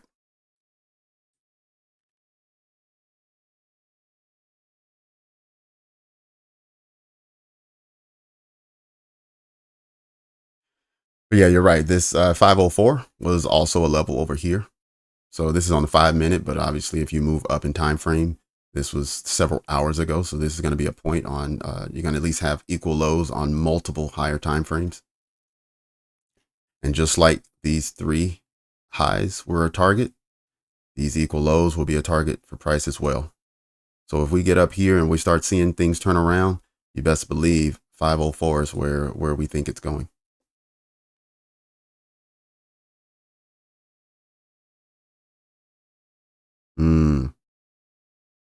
Upside down head and shoulder. Okay. With this being your neckline, I see what you're saying. Okay.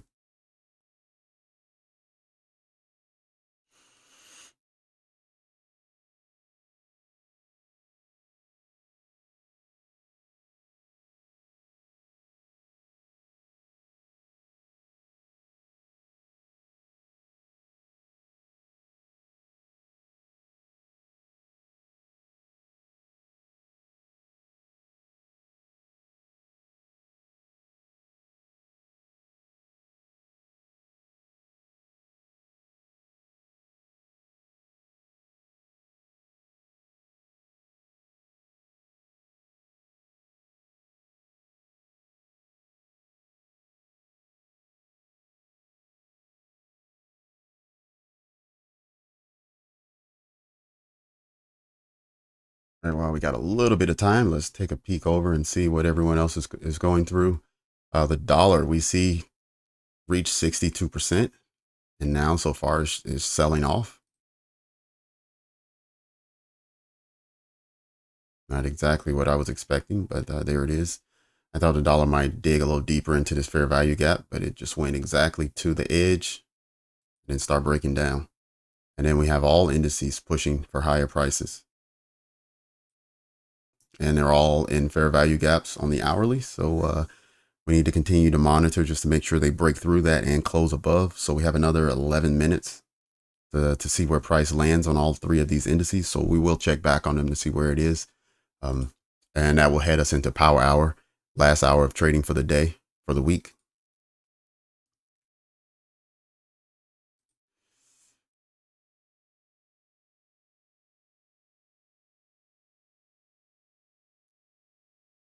Yep.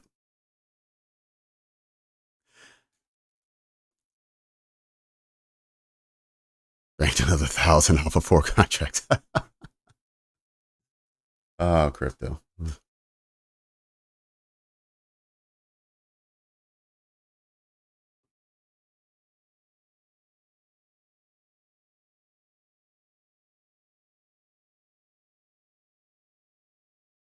So that was only like 4 contracts, 12 points for $1,000.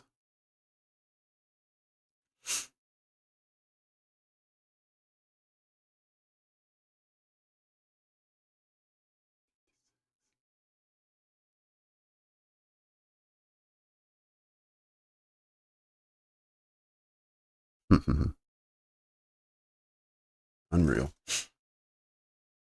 All right, looks like it might want a higher price. Let's see if it keeps pushing. Oh, that time again. That time.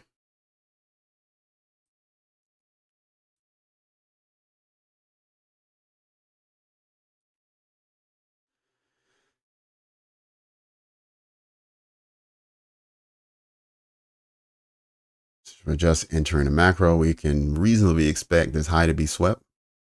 What it does after that, I'm not 100% sure, but we can definitely expect that to happen. And then we have the 830 open just above. I believe that's the 830. Yep, the 830 right there.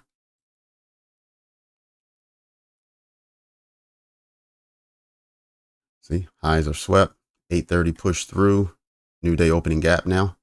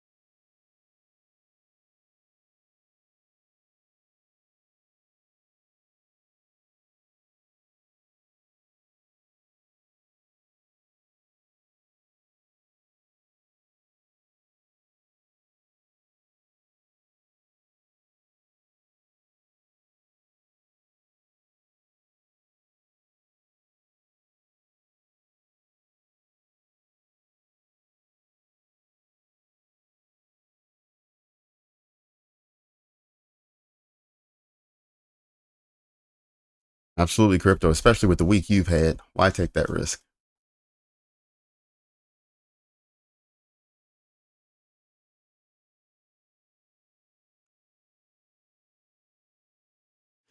Yep, that's what I say. The unicorn works. You just got to wait for it and the time. When you get the unicorn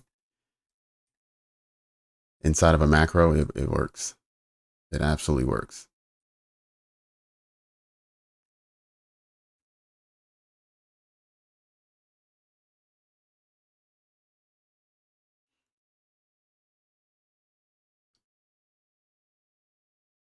So yeah, while we took that recent entry just now, the real entry was at 2 o'clock.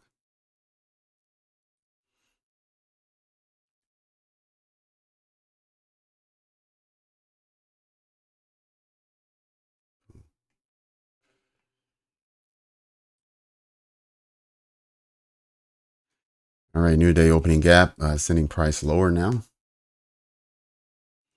Remember, we got another 6 minutes to close the hourly candle. We just want to see where it closes. I'm hopeful that it can get above the fair value gap, but if not, we only have 1 hour left, so I'm not sure if that's going to be possible or if we're going to just trade in the range for the last hour.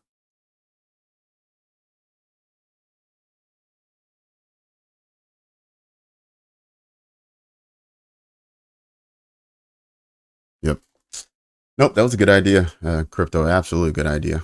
I'm a little weary of that now as myself as I'm looking at it. I'm like, I don't know if that's a target for today. Maybe that's something next week. May trade back down to the bullish fair value gap below, down around 520-ish, 500. Settle there and maybe next week push out of that zone and overtake this bearish fair value gap.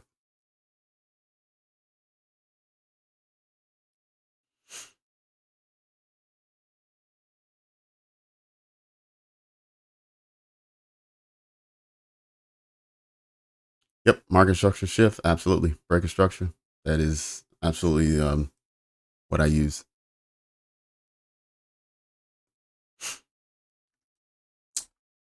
So this would have been, so that would have happened right here, right? When you broke this low, that low had this high married up to it. So you swept that low. This became the high. You had a push at 157, breaking structure here, showing bullish momentum, creating a fair value gap 2 inside of a breaker, trade back into it, impulse candle out.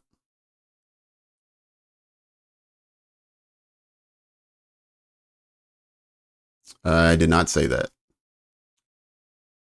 I did not say go for a sale.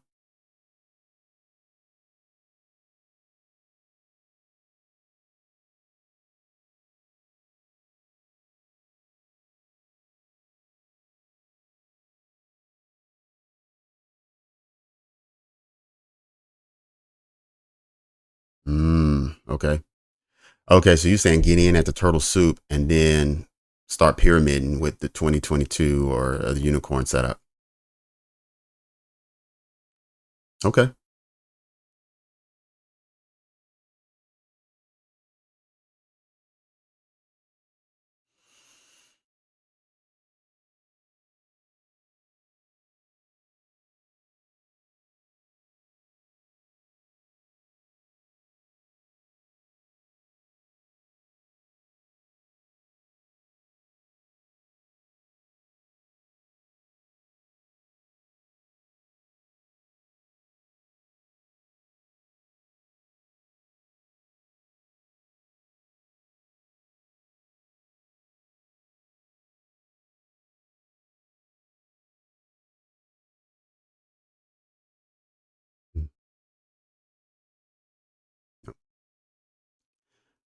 I didn't say it wasn't a good sale. I'm just saying I'm not looking to sell. I wasn't looking for a sale there.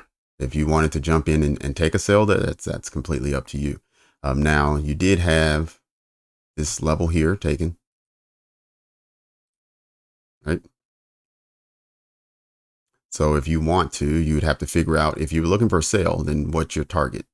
You can't take a sale without having a target. Now the target could be these equal lows. So like we mentioned earlier, that could be where price is going if we see it fail. but we got to see price fail. Let me slide this to the end macro there. So we want to see what price does in this time period. We definitely saw it make a new high. We saw it sweep lows. Now we just want to make sure it's not going to go back and take out these highs. Because if it does, now we got another breaker just on this 1 minute time frame.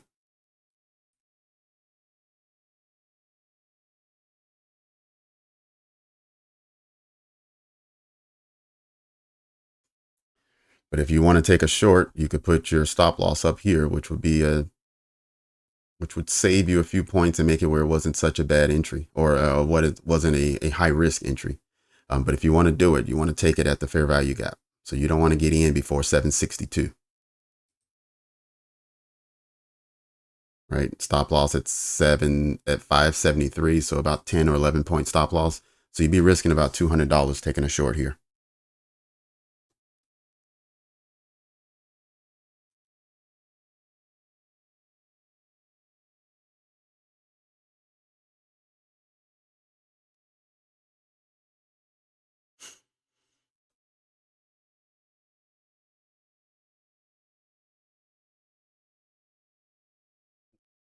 Crypto, those fair value gaps, the Dow and S&P both reached all the way to the top.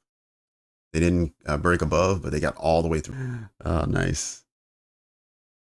Oh, pyramiding is just adding more contracts. So for instance, let's see. Let's say you got in down here, and your ultimate goal was to make it up to this fair value gap. You felt like price could get that far. Once you pass this high here, you're like, okay, when you got the small retracement, then you would add a position.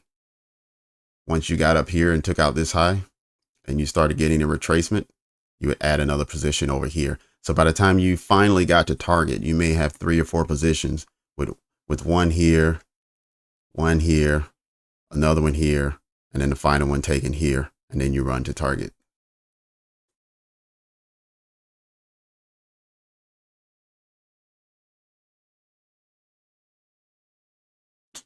All right, Swanil, go ahead.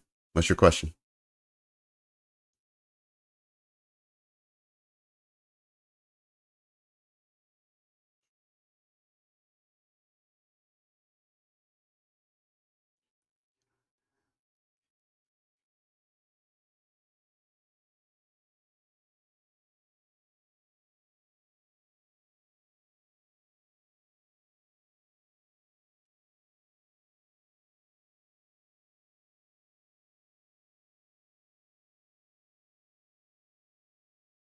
And I think back to was that D. Anderson? I think the reason why the term pyramided is being used, it's more of the shape of a pyramid, right?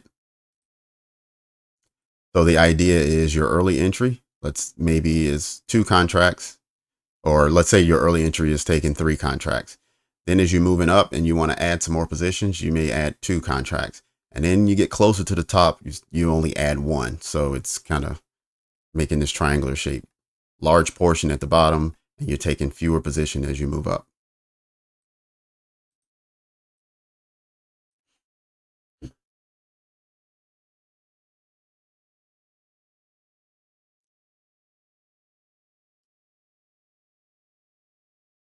Hmm.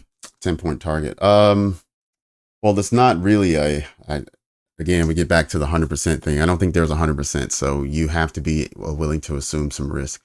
But I would say the unicorn setup is, for me, from what I've seen, is the most consistent setup that I've used. Right. And the unicorn is built off of the 2022 model, but it includes a breaker. So it's breaker with the fair value gap inside. Right. And the 2022 model is, first, you get a sweep of a low.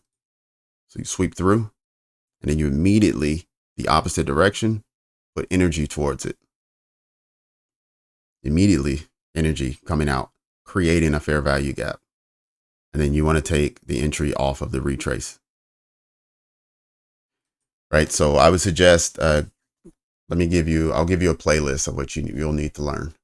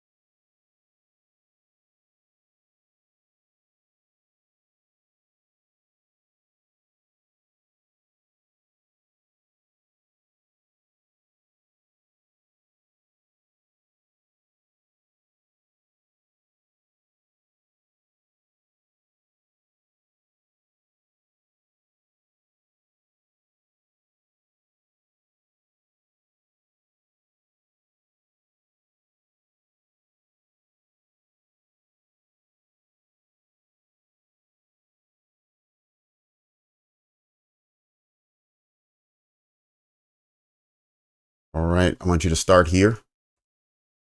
This one.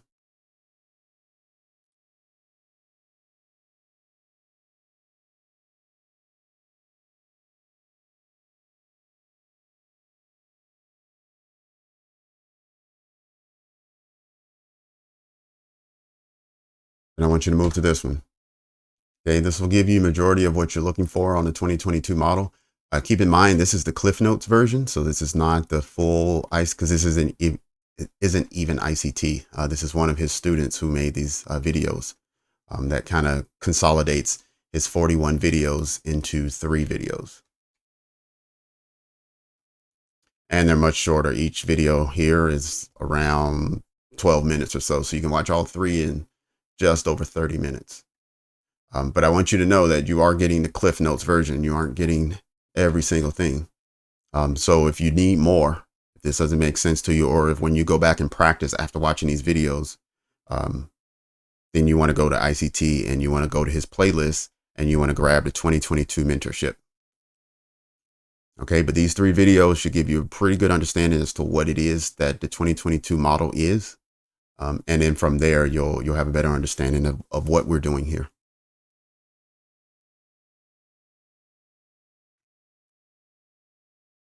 Okay.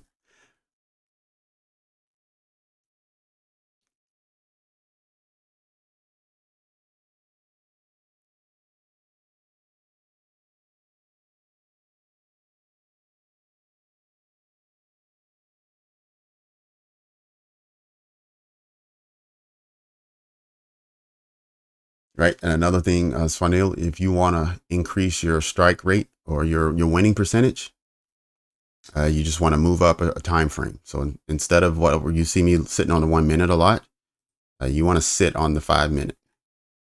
You want to frame your trade, look at the 15 to see how things are moving, what's the flow of price. But you want to sit on the 5 minute when looking for signals and reasons to take a trade. Right.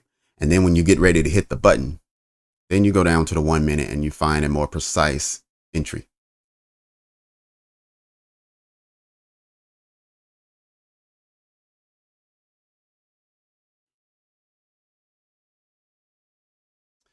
Okay. Well, that's fine.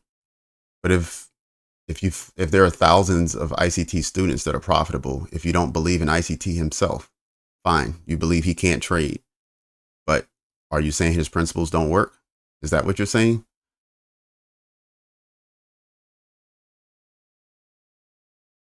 Right.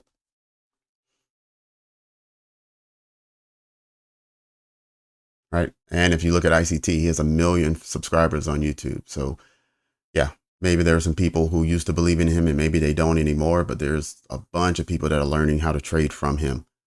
So I don't know.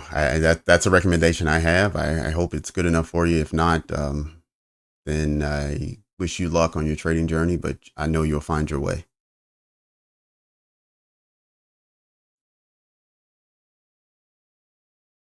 You lost your position. If you don't see them on the screen anymore, it's maybe you got logged out by accident.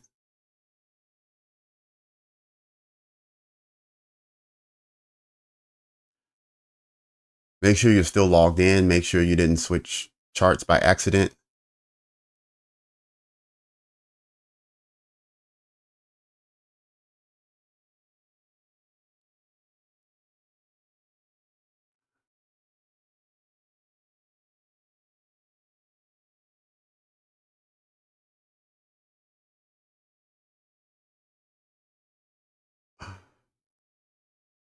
All right, a call. Thank you very much, man. I appreciate that.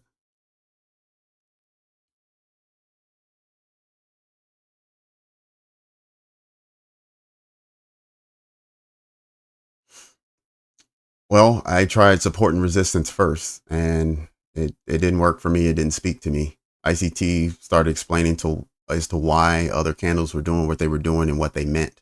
When we talk about breaker blocks, maybe that's something else, support and resistance, but I don't see that as support and resistance, and no one has explained it to me that way. But like I say, find what speaks to you. And when I found ICT, it spoke to me, and so I was committed and I was in. If it doesn't speak to you, then keep looking. I know you'll find what you're looking for. But I can't give you 100%, and I can't give you the years of back testing and practice that you're going to have to put in. I can't shorten that for you. I mean, we can shorten it a little bit because you won't get stuck. If you're having a problem, ask the question. We can get you unstuck. But I can't replace the practice and the work and the effort that you're going to have to put in.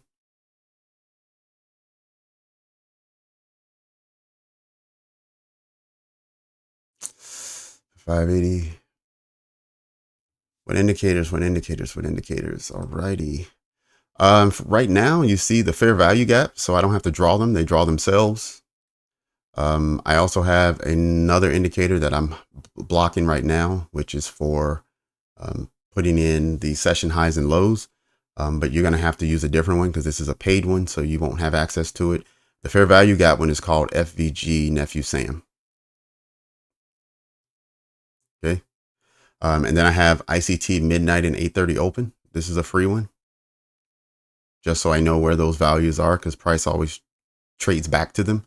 And then I have new week opening gap, new day opening gap, which is that yellow shaded area.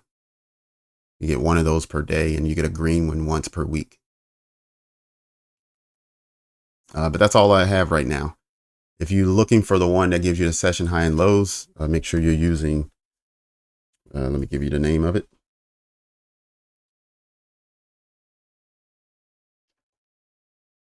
Oops.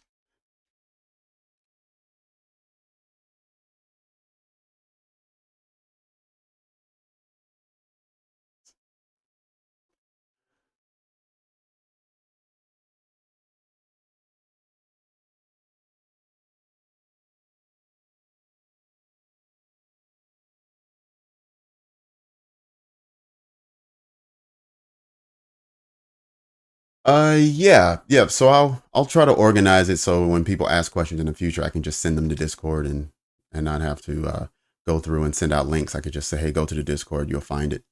Um, yeah, I can do that.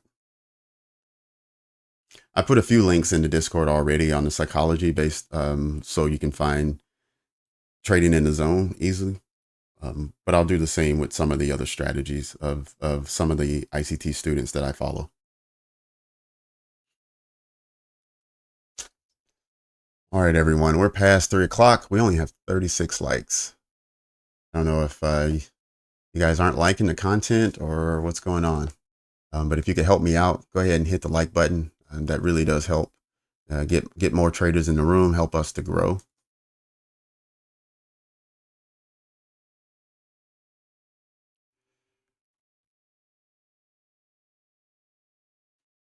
All right, still more consolidation. Been sitting here now for 30 minutes.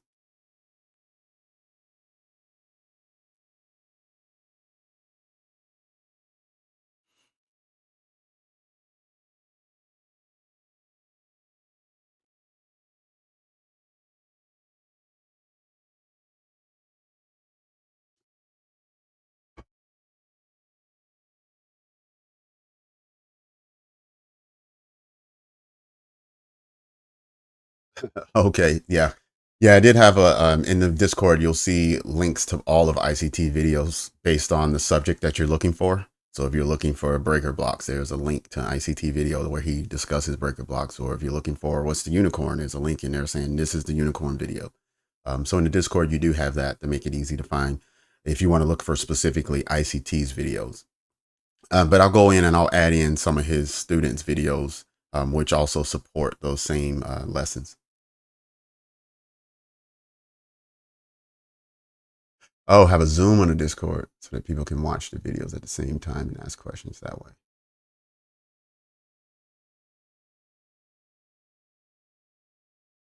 Hmm.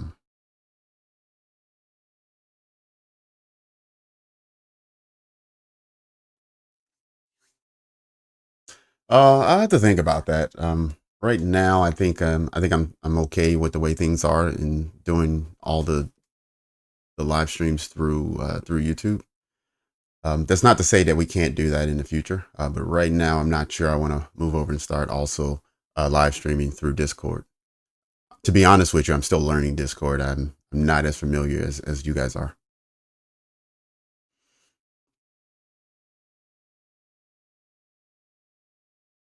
Oh, the TGIF. Okay, yes. I don't think we're going to get a TGIF because generally to get a TGIF, you need to be at the extreme. So we would need to be near the weekly high, and then we would be predicting what is 20% coming off. But I'll show you how you do it.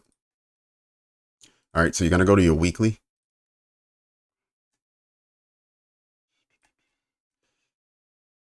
Oh man, we got way too many markers this week. All right, so this is your weekly candle. Last week was a better one, and so was the week before because you can see that on Friday we were near the highs. But what you want to do is you want to put a Fibonacci on from the bottom wick all the way to the top wick, so the entire weekly range. And you want to make sure your Fibonacci is. I have a certain one that I use, so it's going to bring all that stuff back. So this is last week's. It's just get rid of some of that stuff. All right, so this is my normal Fibonacci, but I have another one saved down here called TGIF. So my TGIF one only has 0, 20, 25, 30, and 50 on it. But really, 20 to 30 are the only numbers that matter. And you expect for on Friday afternoon for there to be a retracement to at least 20, but as much as 30.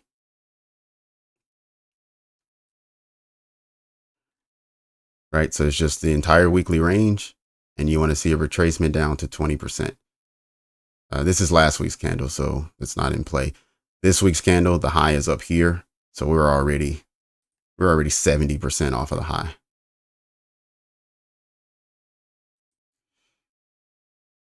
Yep, 50% was there. 60, yeah, we're about 60 or 70% down, so there won't be a TGIF today.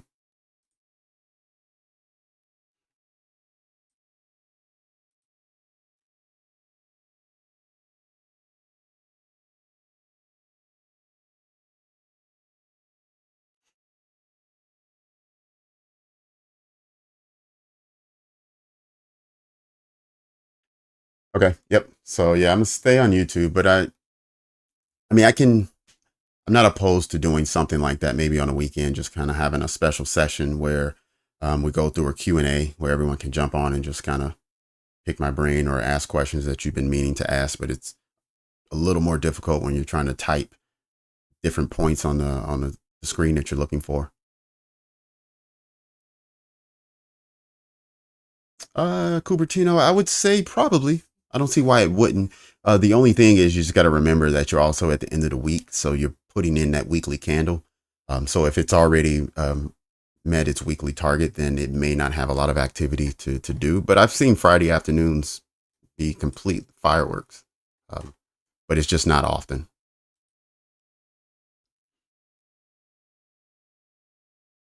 Okay, all right, Robert. I will.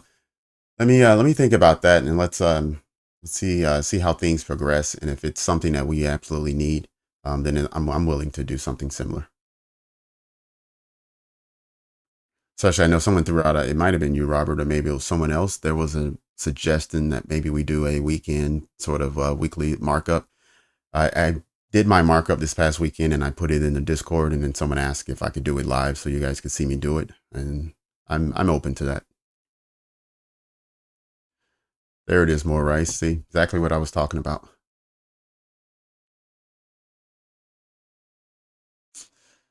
What is my P&L? That's strange. Well, not strange, but I wonder why it's so important.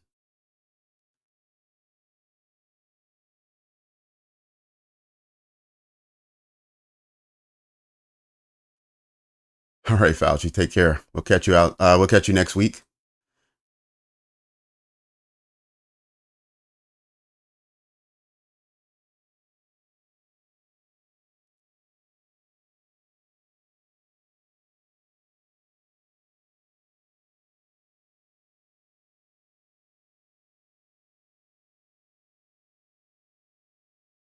Hmm.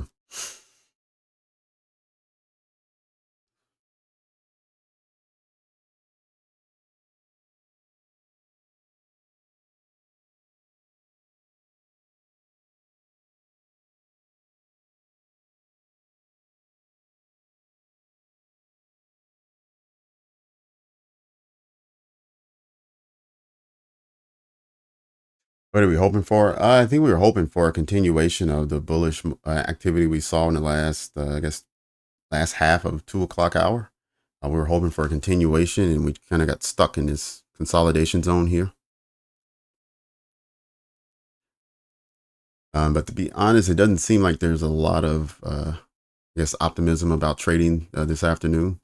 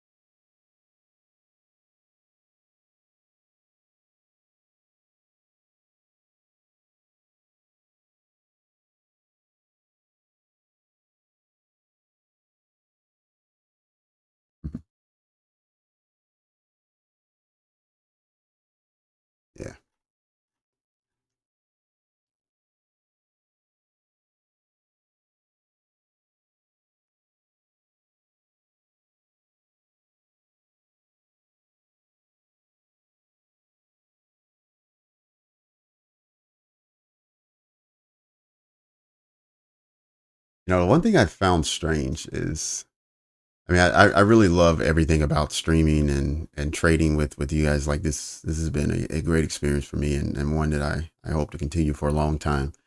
But I find it strange that throughout on this online market, people are either ultra concerned with how much you make, and then their second concern is whether you are trading in demo or whether you're really making as much money as you should be based on the way you talk or whatever. And it's just, I just thought people would be interested in trading and saying, hey, how can I get better?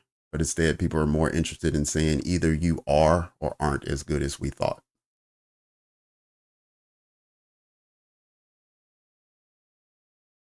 And it just seems like energy being placed in the wrong areas.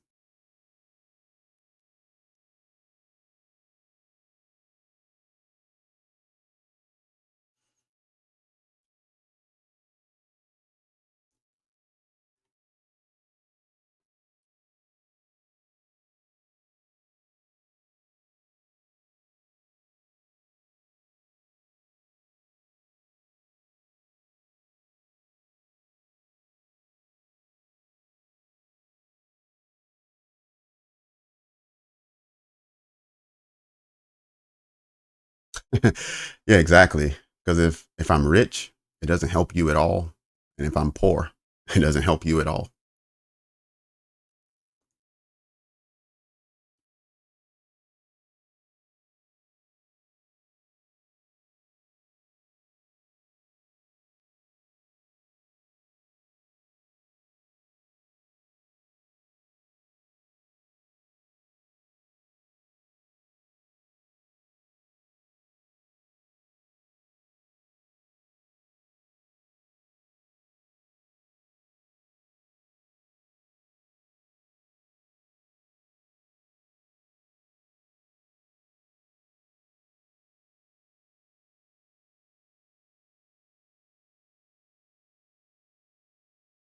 Yeah. Yeah, you're right, Zach. I think that comes with the territory. I will say though, I'm glad I don't have a major presence on Twitter because that seems to be extremely toxic.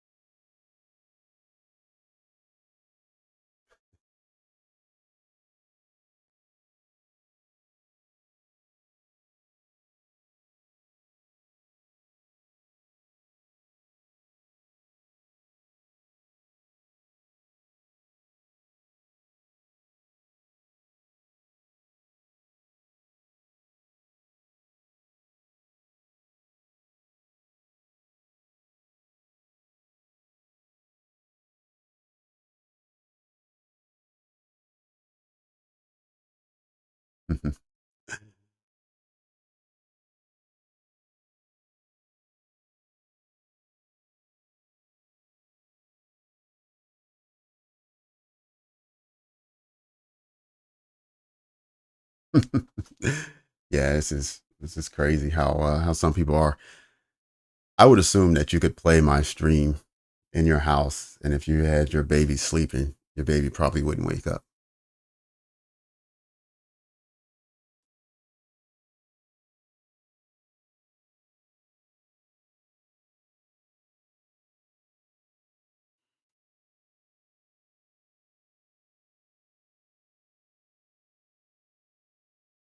You absolutely can go long.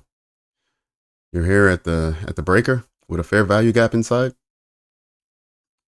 If a long setup is what you want, you can absolutely go long.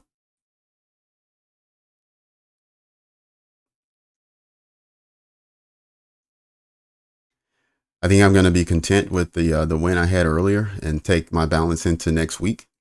Hopefully, next week is the final week of trading my evaluation. So we'll see how that goes. But yeah, you can absolutely go long if that's what you want.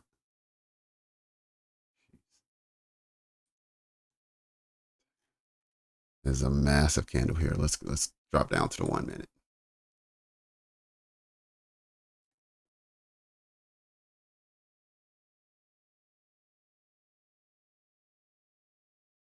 Hmm. Yeah, just be careful. Just remember you have another 35 minutes and then plus 10. So I guess you can go until 410. So you have about 45 minutes to trade. So any position that you enter in, just make sure you understand that dynamic and protect yourself and manage your trade.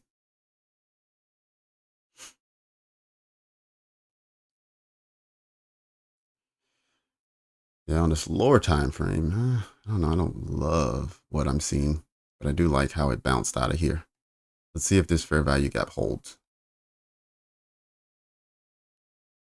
or if this becomes an area that pushes price.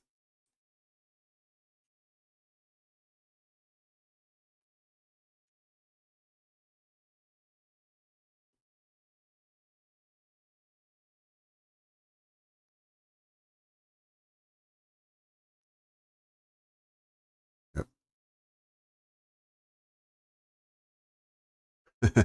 Yeah, IMAX right now. IMAX, what it is now is that I see every comment and I want to answer the question. I think once we grow and we have more people, I'll just start acting like I didn't even see those comments.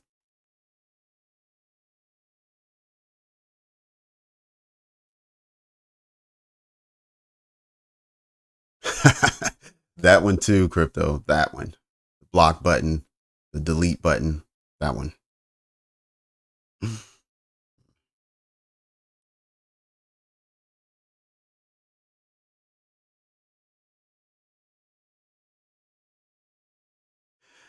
Yep. So the whole point is that if you are a um, either new or intermediate trader, ask all the questions you need to be able to take your own entry, and we'll be here to answer anything you have.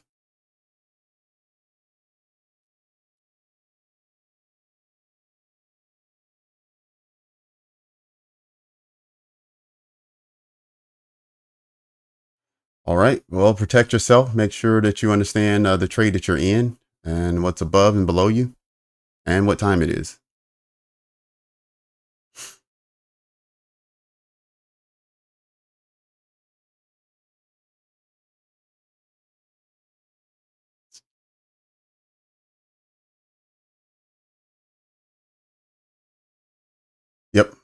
Yeah, when the time comes for all that, I will be looking for some help, either moderators or yep, administrators on Discord, those kind of things.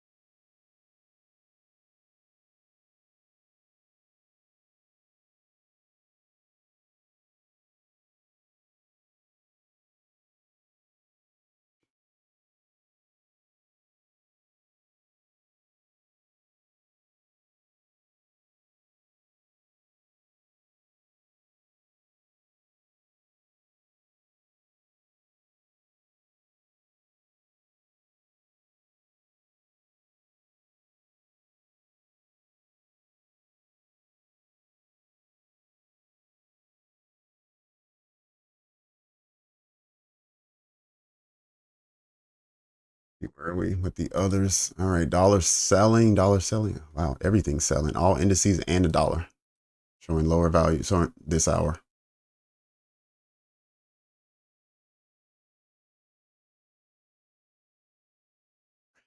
Yep. So last hour we did not close above the fair value gaps for any of the indices.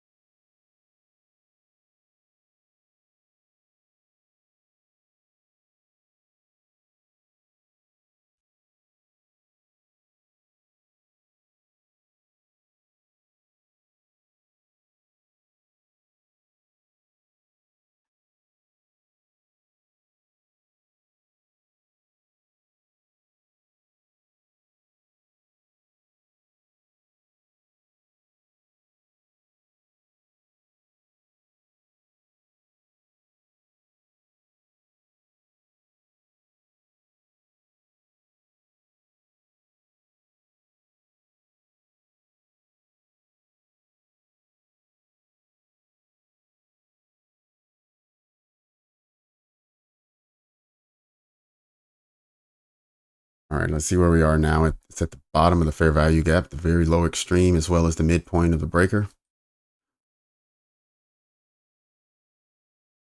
want to see if these values hold.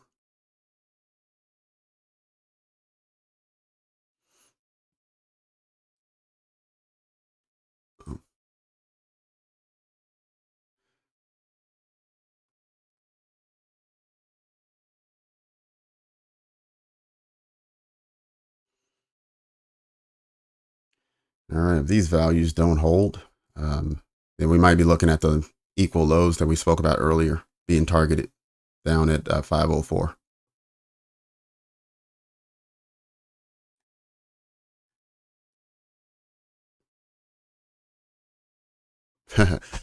All right, see you next week.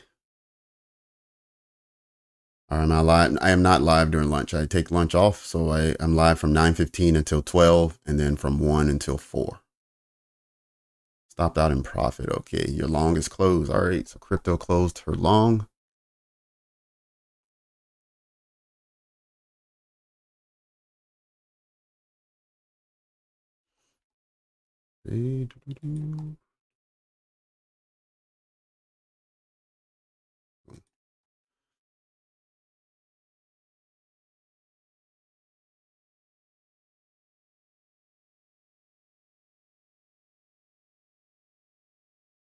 Only oil is going up. Okay.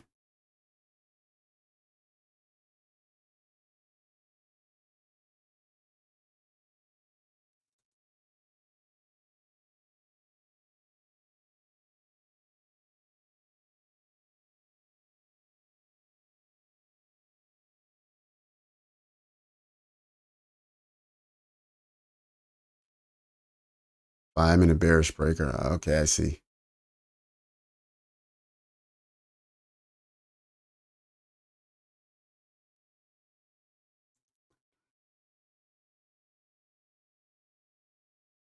Oh, I see. Crypto. You're saying here, these.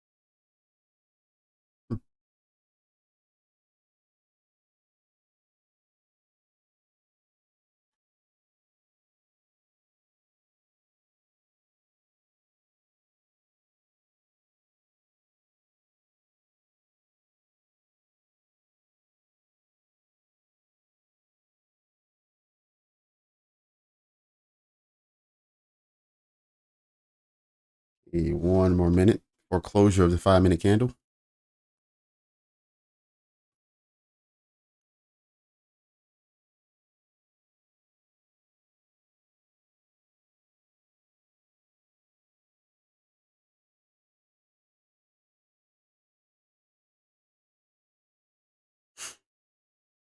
Okay, we want to see a good rejection off of this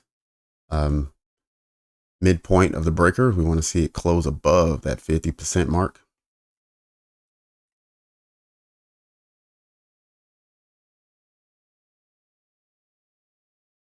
10 seconds.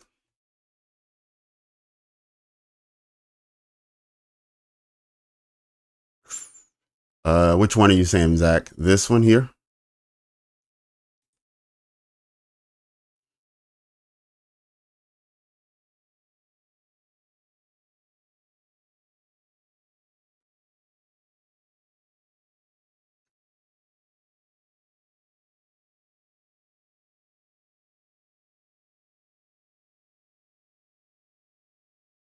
Yep, so high, low.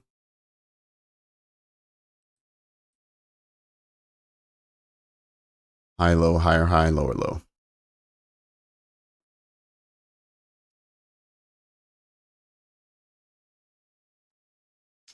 Yeah, Zach, really what it is that typically you just expect the price to do this.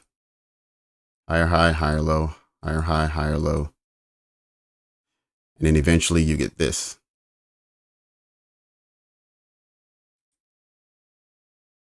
Right, so when you get that, then that confirms the bearish breaker, which is this.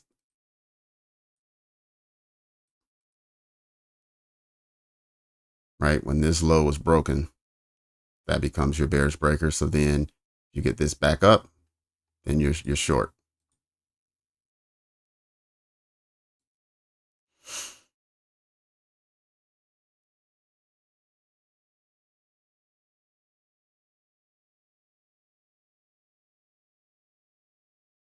Okay, got it.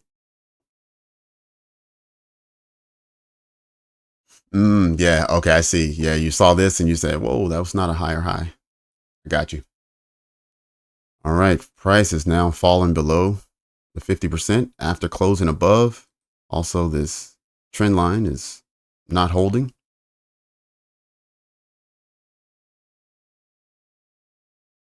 Let's drop down to the 1 minute.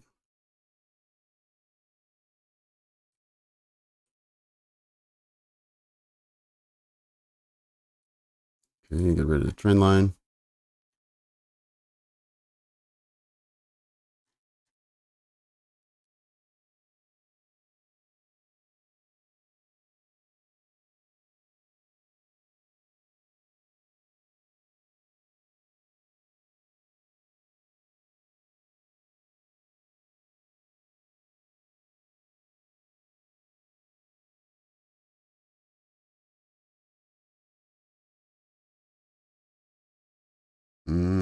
Okay.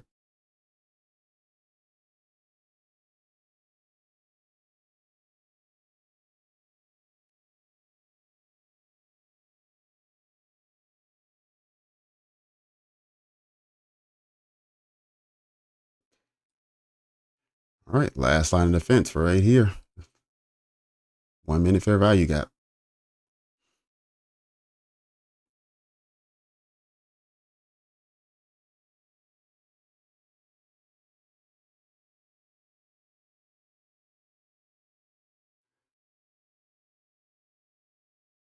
Let's see if there's an energetic push.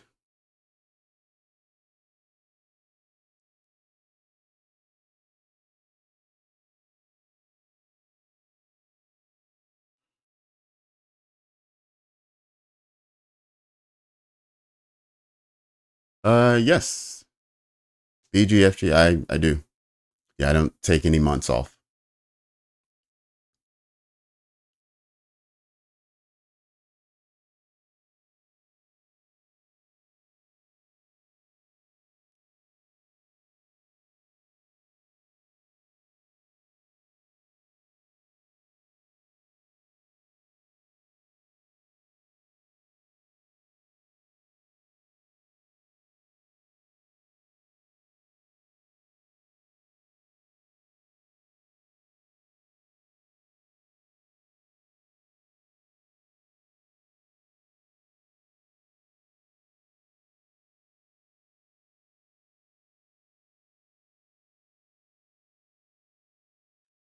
All right, looking like this may not hold.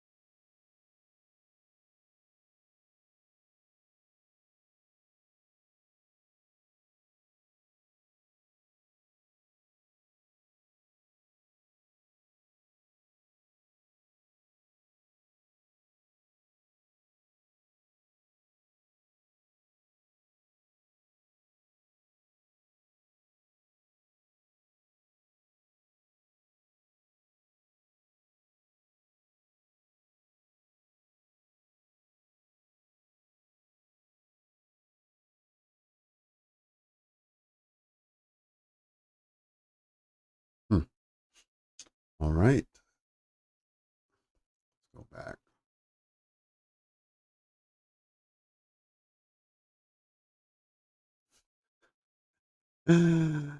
Uh, already short crypto. You just can't sit still, can you?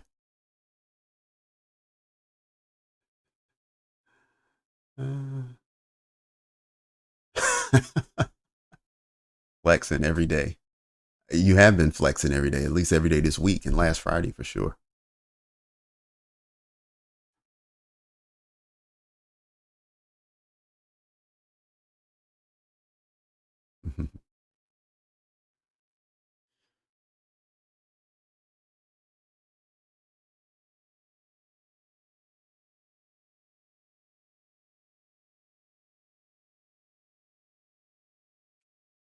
See, weekend's coming up. Anybody else doing something fun this weekend?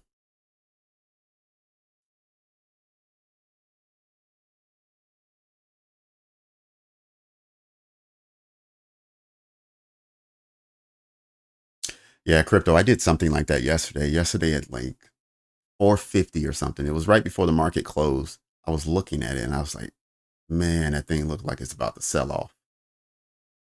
And so I took an entry in on a paper trade because funded traders, the accounts are closed at 450.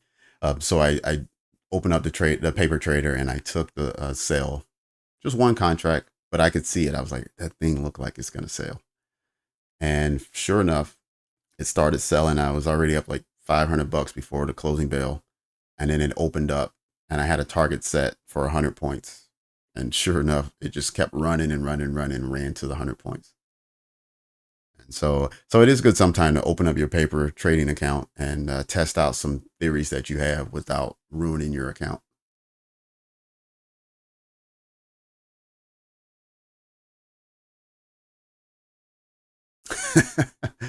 Oh no! If you're running an ATM machine like crypto is over there, why not keep withdrawing?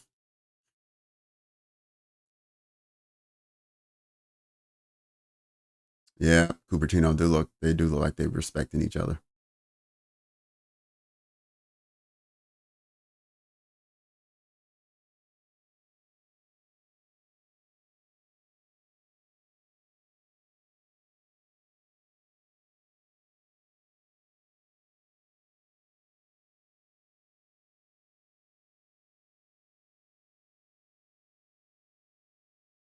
Okay, got it. Oh, that sucks. Missing out on a comedy show. I like comedy shows.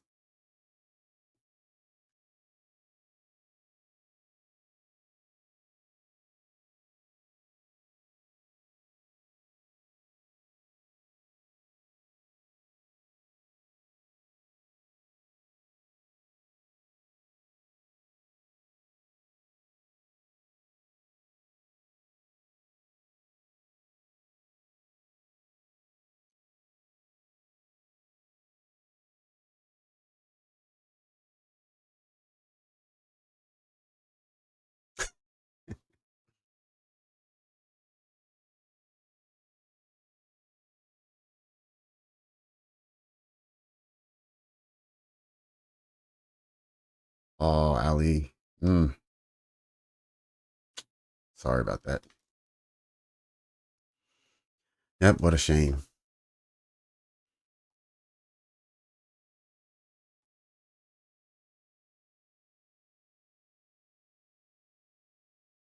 You know, when you got your nails done already.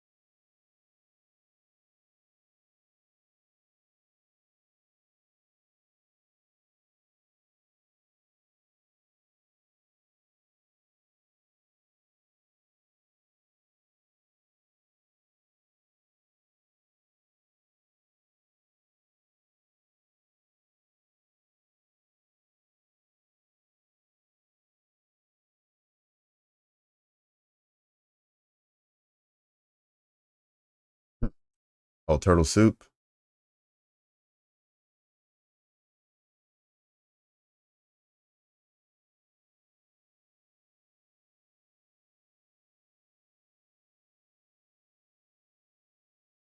Yeah, essentially it's a stop hunt. It's essentially a stop hunt with a nice little cute name on it.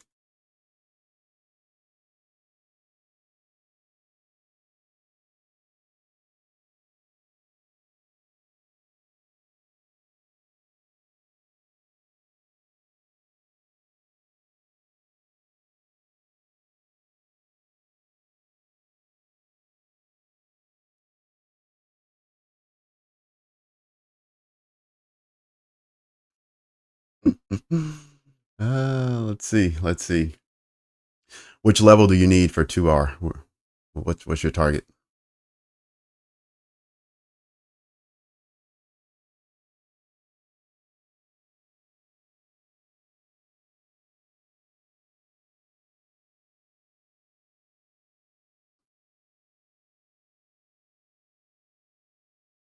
Okay. Yeah, I watched several of Cammy's videos. He was actually the person I watched live stream before I decided to do it. I watched him live stream for, I don't know, 3 or 4 months. And I had been wanting to do it since back in May, but I was just having trouble with my setup and I didn't put a lot of energy into it. And then I kept watching him and it was just enough for me to say, you know what, just get out there and do it. And I was really intrigued with how patient he was because that was one of the issues I was having was not being able to wait long enough for my setup. And then I sat there and watched him. He would sit there for an hour and a half, knowing exactly what he was looking for, and he wouldn't budge. And that was something that really resonated with me. And so I kept watching him, and then eventually I had the confidence to step out on my own.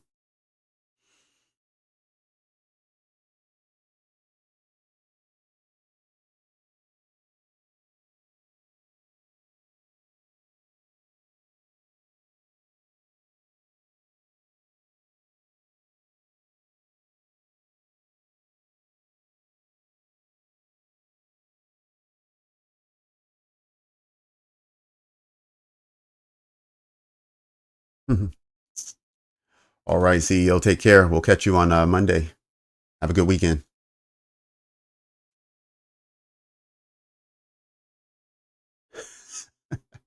You're right. If you stay alive, you have learned how to swim. On YouTube, Cami Capital. It's like it's this.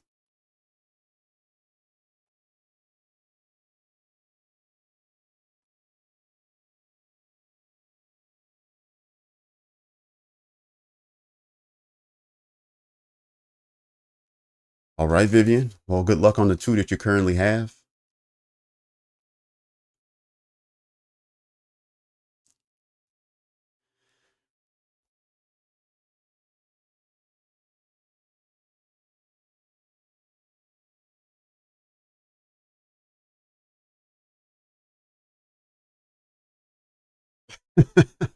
Yeah, they do have a very unique sense of humor.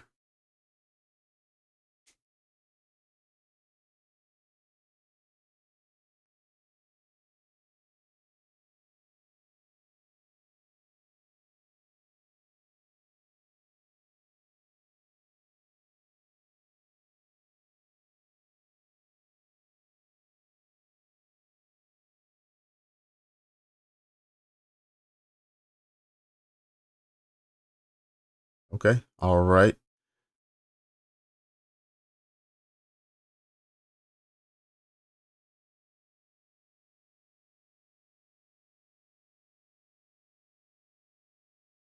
Hmm. Yeah, forcing it. Yeah, never. You don't want to do that on Friday. It'll ruin your weekend. It's better to do nothing on the weekend on Friday. Spend your weekend continuing to refine what you're doing and come in Monday ready to go. All right, Vivian, that's great. I'm very happy about that. I've gotten patient as well. Very patient. The micro peeing gang. That's exactly the humor I was speaking about. It reminds me of like friends I had in like uh, high school and university.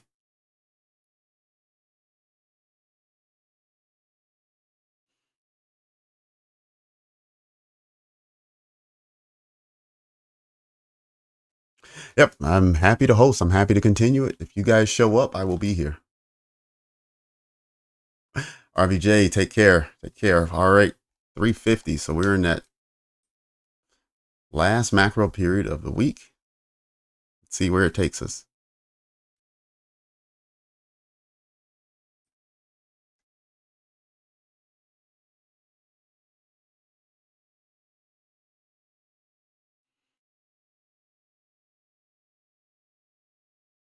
All right, bundle up. Welcome to the channel. I don't think I've ever seen you in the chat. But anyway, I'm glad you're here and glad you stayed until the end.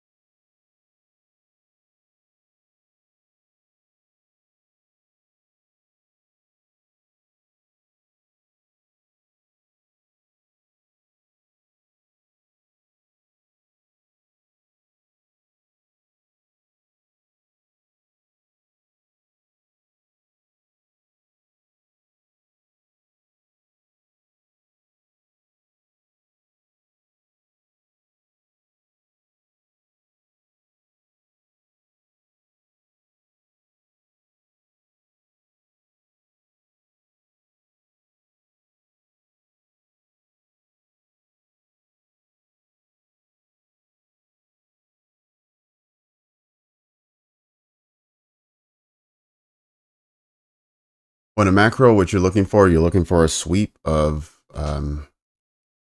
market structure. So you're looking for a market structure shift of some point, right? So we see that we've been having price breaking down, right? With its low, the lowest low recently is right here. The high that's married to this low is this one.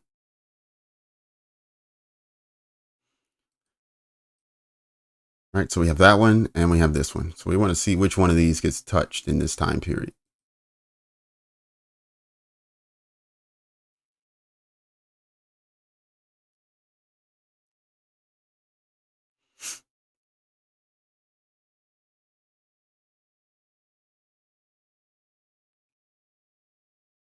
Ideally, we like to see this one. We like to see the reversal going back the other direction.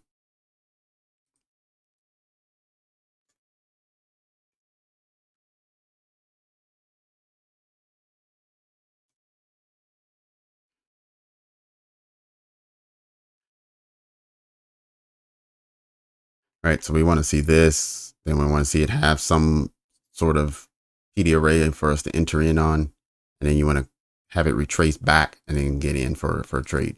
But what happens more times than not is you get this first, this, then up move, and then a back down.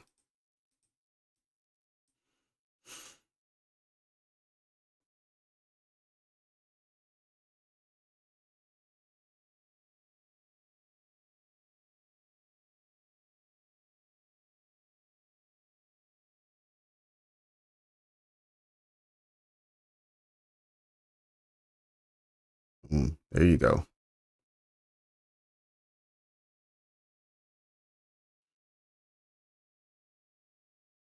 All right, Martin. Glad you're here. Glad you're learning.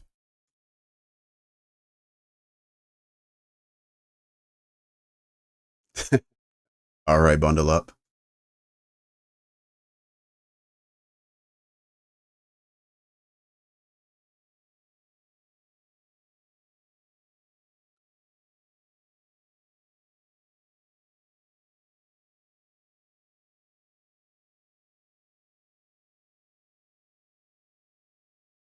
Yep, absolutely. Life-changing profit. That's what we're looking for.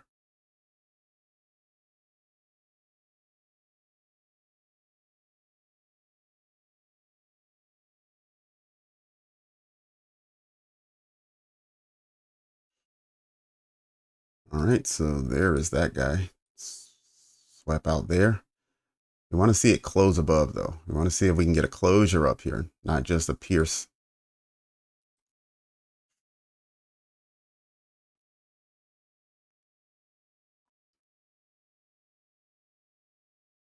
All right, this is a low time frame.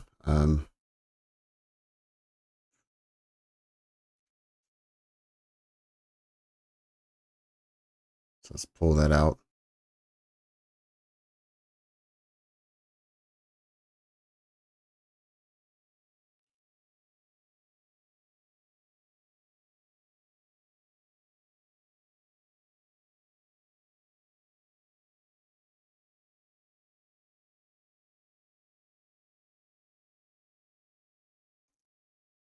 Let's see if this breaker plus the fair value gap can hold price up here, but we ideally want to see a closure above 538.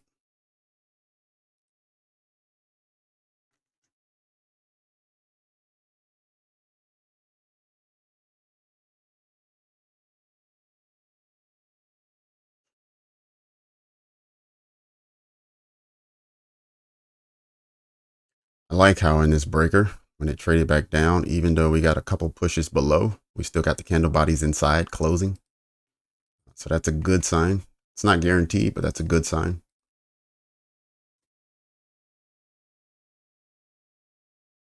Yep, 3 minutes to 4 o'clock. So you got 13 minutes left, or a little over 12 minutes for anyone who's in a funded challenge or in a funded account of any kind. Right. Last questions. Any final questions before we head off into our weekend?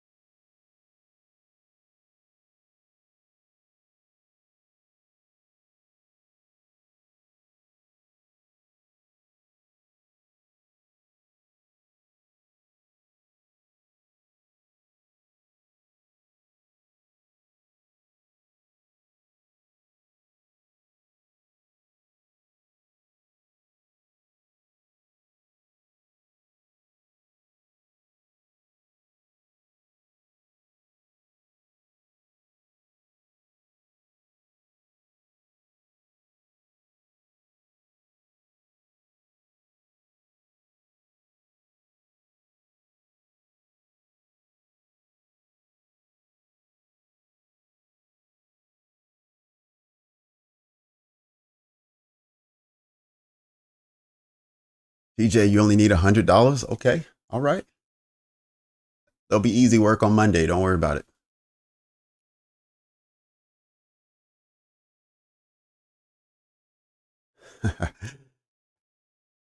Yeah, crypto. I'm glad you're in the group as well. You're definitely one of the bright spots here that keeps everyone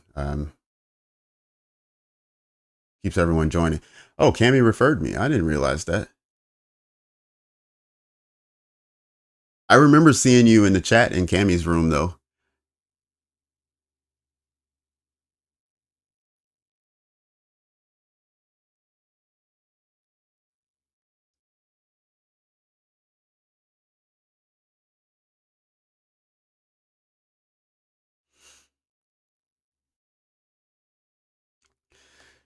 All right, so looks like Price wanted to snatch these highs and then call it a week or call it a day.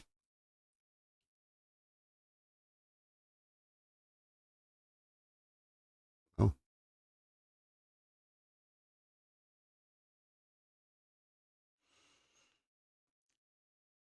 4 o'clock, everyone. If you're in a position, protect yourself and start winding down. You got 9 minutes left.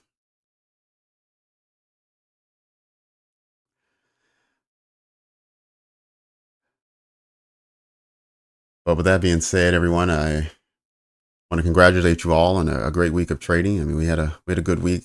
My week wasn't as good as last week, but it turned out okay with this morning's trade. So anyone who's not familiar, go ahead and check out this morning's feed, and you can see the trade we took. It was one of the better ones I've had in quite a while. So I want to thank you all for a great week and for the love and support. I mean, it's been tremendous. I can't thank you enough. But with that being said, let's all have a great weekend, and let's come back refreshed, recharged, and let's do it again next week. So cheers, everyone. Have a good one.